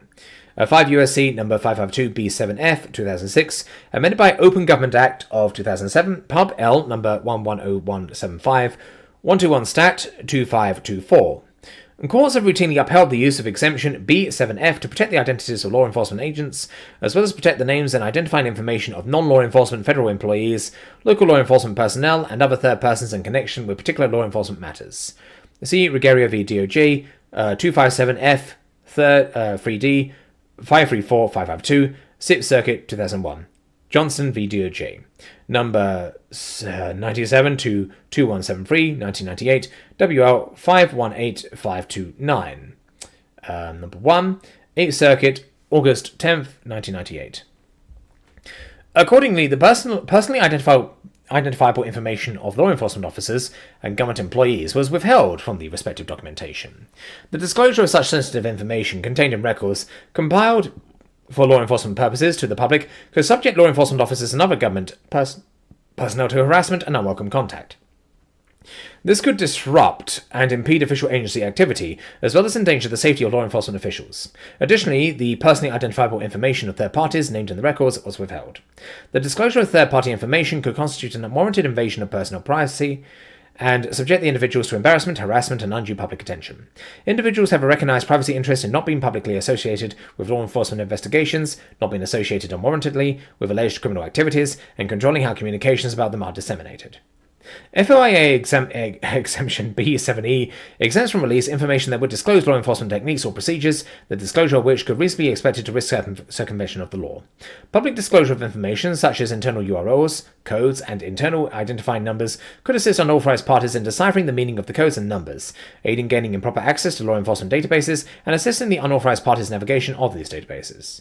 This disclosure of techniques for navigating the databases could permit people seeking to violate the law to gain sensitive knowledge and take preemptive steps to counter actions taken by USMS during investigatory operations.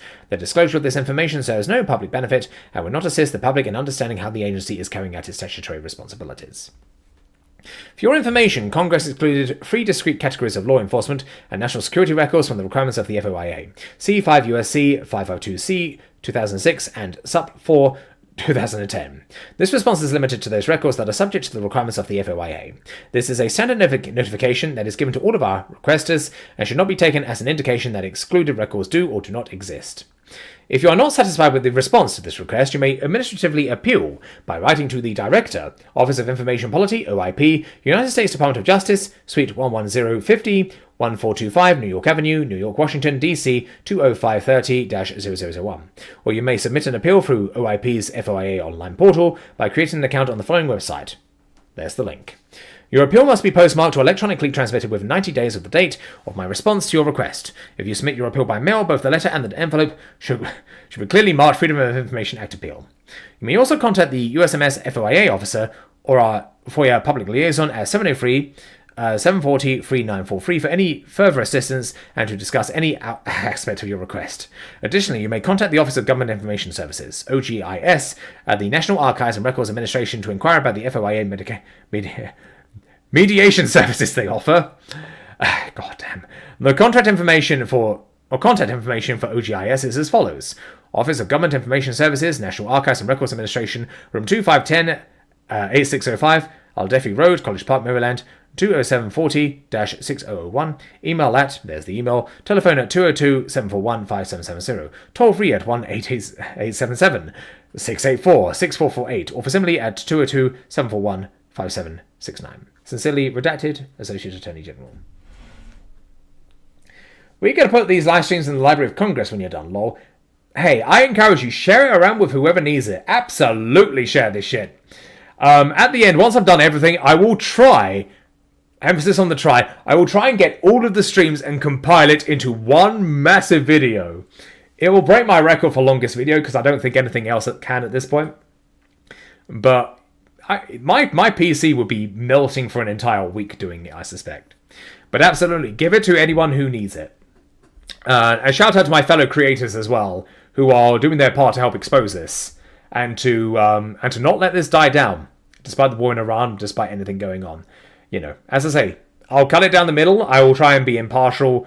The only side I'm on is on the side of the victims, and I hope the perpetrators of these horrific crimes get put behind bars or put to death. Either works for me. I certainly hope the... I'm pretty sure they topped out at 12 hours. I know streams on YouTube top out at 12 hours, but normal videos do not. Because my longest video is about 21 hours. So no, my longest Shadowrun story time is 21 hours long. So no, it's not going to that doesn't cap at 12 hours. Live streams cap at 12 hours. They don't automatically encode past 12 hours. So when I did Sonichu, I did Chris Chan's entire fucking comic. That took me just less than 12 hours. I did miss a few like miscellaneous pages. But because they hadn't been released as part of an issue, there was no context to them, and so I thought, yep, we'll stop it at where it's publicly at. And maybe I can next time he releases like a chapter or something, I can redo it. Or she now, I suppose. I don't know. I don't know if Christian is still doing it. But yeah, that was a wild ride. No, each individual stream will not be longer than 12 hours. I'm not gonna burn myself and do myself harm the way I did that time, because by the end of it, I was really struggling. But compiling all of it into one video, absolutely, I'll do that, and that'll probably be several weeks long. So I'll put that just as a flex. I don't actually expect anyone to watch the video, but it'll be a flex, and you know, I might as well put myself on the map. I mean, I'm not a very well-known YouTuber. I've certainly got my audience and all of that, and it's been very good. But I'm not as well-known as I would like to be. And perhaps, by releasing a VOD, I can change that. Anyway, enough rambling. Let's carry on. Sorry, just addressing the chat. Okay, next file. Okay, I like files like these. I like pages like these. Subject: Jeffrey Epstein about the sex trafficking case and accusations. Miami Herald. Date: 30th November 2018. Are you open on this? Can we be? Can we be? And here's the link. So presumably members of the press getting in contact. Okay. So Friday, November 30th, 2018. Subject: Are we Jeffrey Epstein about the okay, this is the same one. Yes, as of today on the DR for now. Oh no. Yeah. Okay. So this is the original email. This is a repeat. The formatting is not good for me. This is the next one, and then the next reply, November 30th. Is it staffed already? And the next reply, I fear it is, sorry. Reply, no problem, sounds like an interesting case.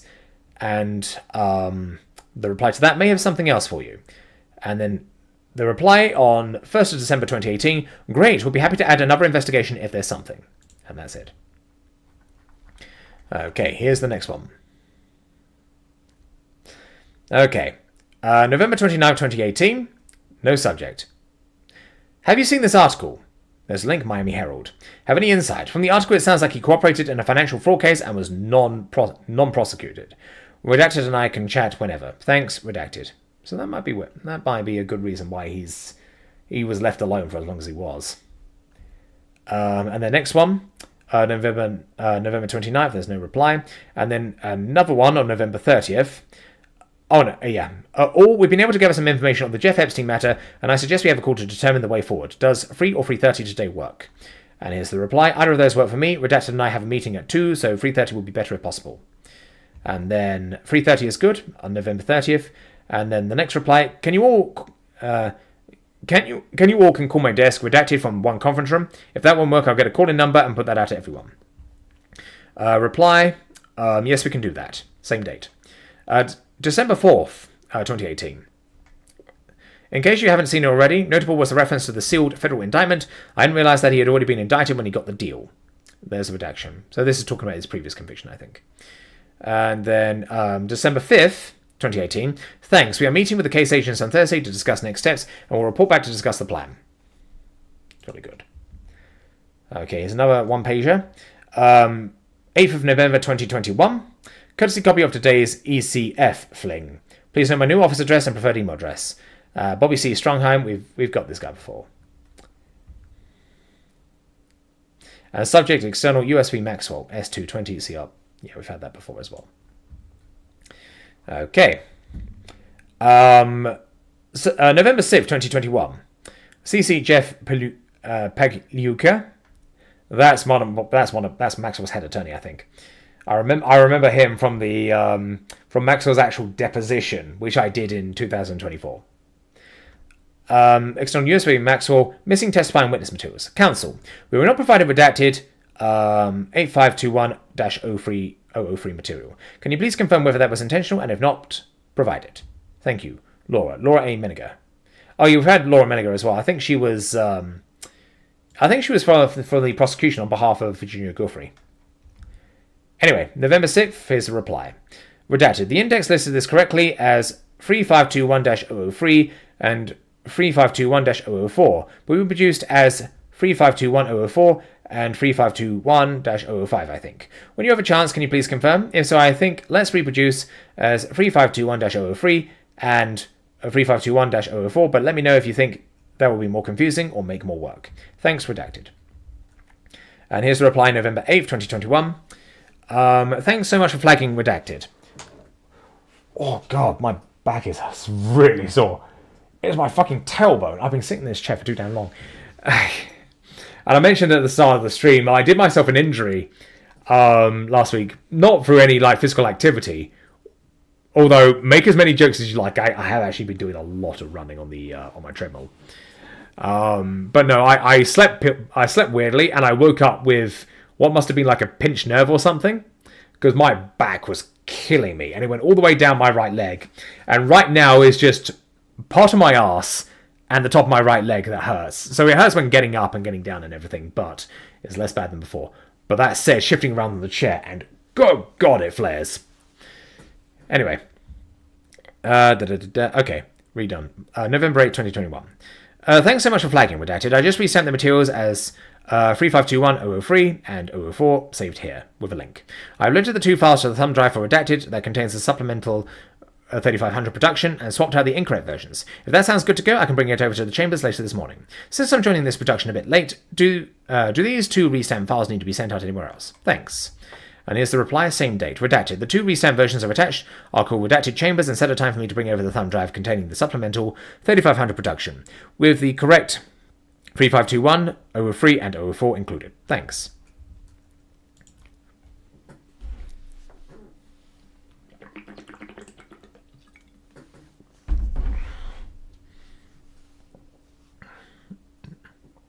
Subject, RE Doorbell motion. Date, 09th November 2021. Oh, sorry, I'm going to start at the bottom. November 8th, 2021. Subject, Doorbell motion. Hey, redacted. Passing the pen back to you while I'm joining the Roccio witness prep. I've inputted the Chief's comments, Redacted's comments, and the site check from Redacted. I'll be done with the WebEx at 10, and we'll finalise the exhibit attachments then. So that is inputting the intern site check from Redacted, which I've also attached, making sure those two articles don't contain any bombs before we file them, and anything else you have the time or inclination to do. Thank you again for all your help with this. Redacted, Assistant United States Attorney.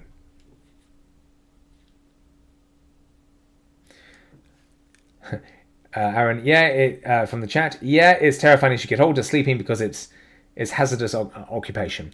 Yeah, sometimes I wake up with a stiff back. Although I have got a few new things, like I've got one of those like 8 sleep mattress protectors, and it's too early to tell how it goes, but I think it's a little bit better.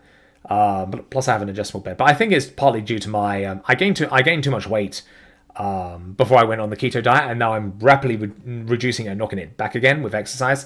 So I think my symptoms are a lot better, but I also have like some hereditary stuff that I might have, so my mum says it could be that, but I don't know. I do my best, but it also doesn't help that I go to sleep these days at midnight just so I can record Epstein stuff.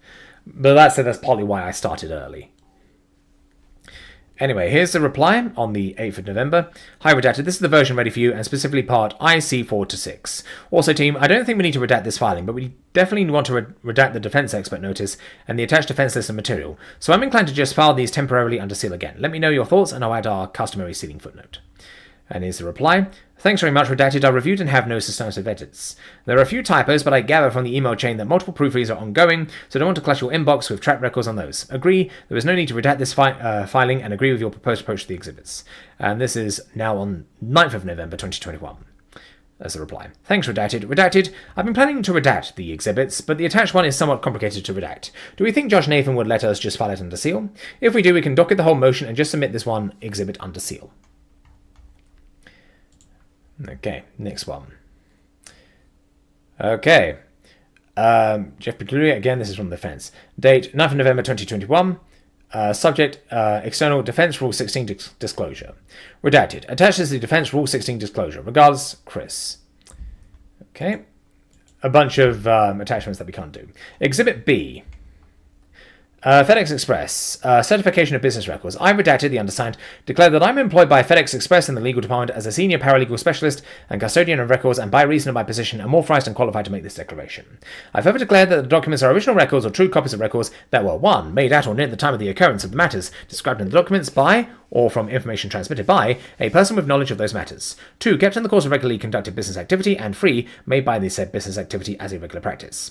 I declare, certify, verify, and state under penalty of perjury that the foregoing is true and correct. Date of execution, hello Clara, September 13th, 2021. Place of execution, FedEx Express Legal Department, 3620 Hacks Cross Road, Building B, 3rd floor. Memphis, Tennessee, 38125. And that's the signature.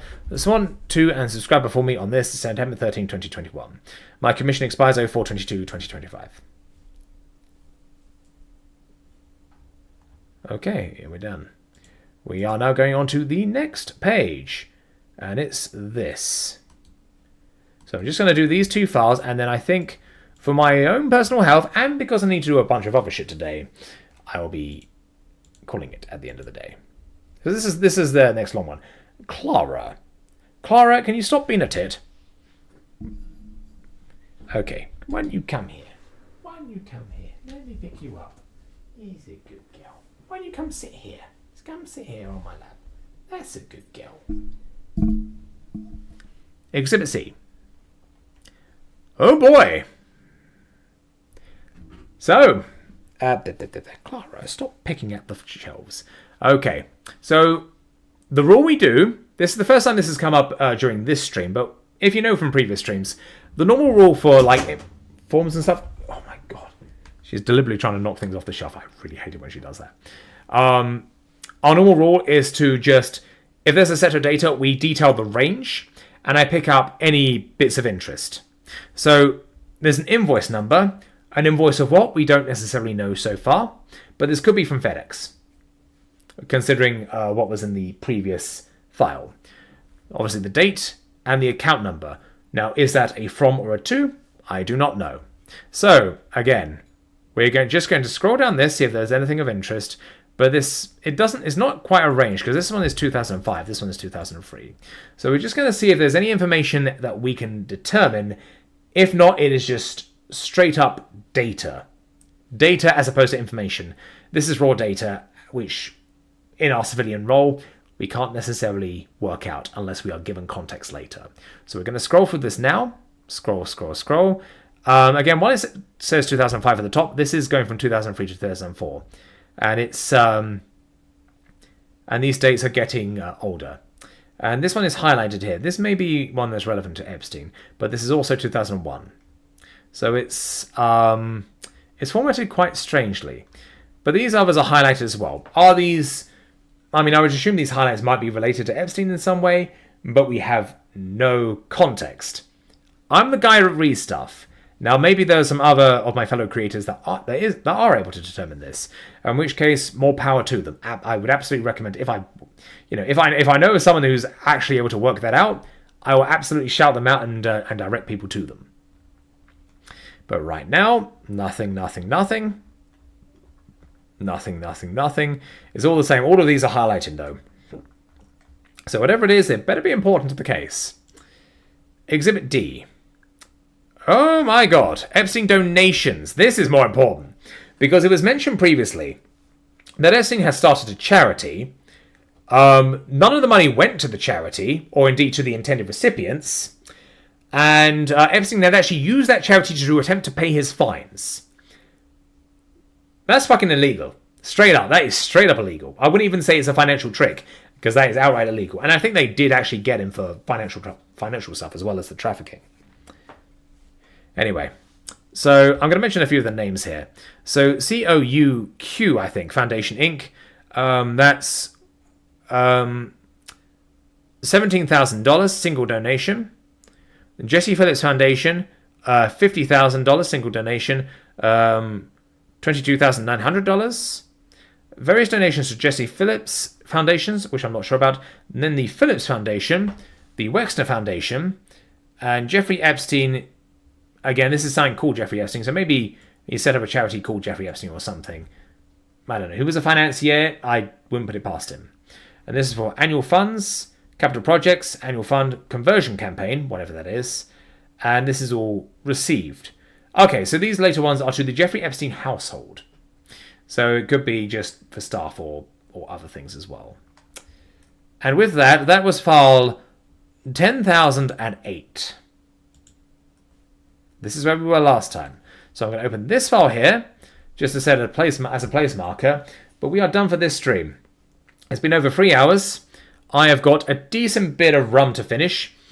This is a very nice rum. It's a rum that my parents actually got me when they went on a cruise to Barbados, and I very much enjoy it. Normally I go for whiskey, but rum is very nice as well, and it helps keep me going. And it will keep me going for probably a couple of hours after I end the stream as I chill out and do my other tasks for the day. But my cats are getting a little bit restless. I'm going to play around with them a little bit. They have been fed. They've got plenty of food. They've got plenty of water. They just want a little bit of fuss, which is absolutely fine. Anyways, ladies and gentlemen, this has actually been a pretty fun stream. I haven't really struggled. There were a few tedious bits. There are a few long bits, but I think we've made some relatively decent progress.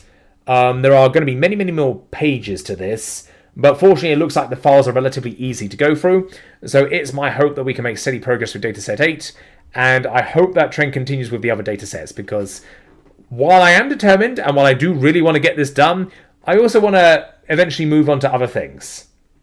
I want to have a proper debut as a streamer, because I don't consider this a debut as a streamer. I'm going to get a proper format, proper scene changes, all that kind of stuff. I want to do that, and I want to do a lot more streaming after this, but for the things that people actually want to watch, because I know this isn't a big draw for the channel. It's more of a personal challenge for myself. That, and I need to get a life. But so yeah, maybe I can collab with other streamers in the future. That'd be great, because at the moment, and for quite a while now, I've been a one-man band. So it would be nice to see. But I do have a few collabs with other YouTubers coming up, and I think a few of you will be surprised at what's being cooked up. But I can't say any more. I can't say any more until stuff happens, basically. But trust me, we're putting ourselves out there a little bit more. Anyways, but it's not all about me. It's all about obviously doing these files. Shout out to the other creators on YouTube, Twitch, wherever. Anyone talking about it, anyone doing their part to help expose this to the masses and to disseminate the information. Absolutely shout out to them as well. And as I say, I'll willingly help those guys out if that's the case as well. Anyway, as I say, I ramble on for far too long at the end of these streams. Ladies and gentlemen, thank you very much for showing up.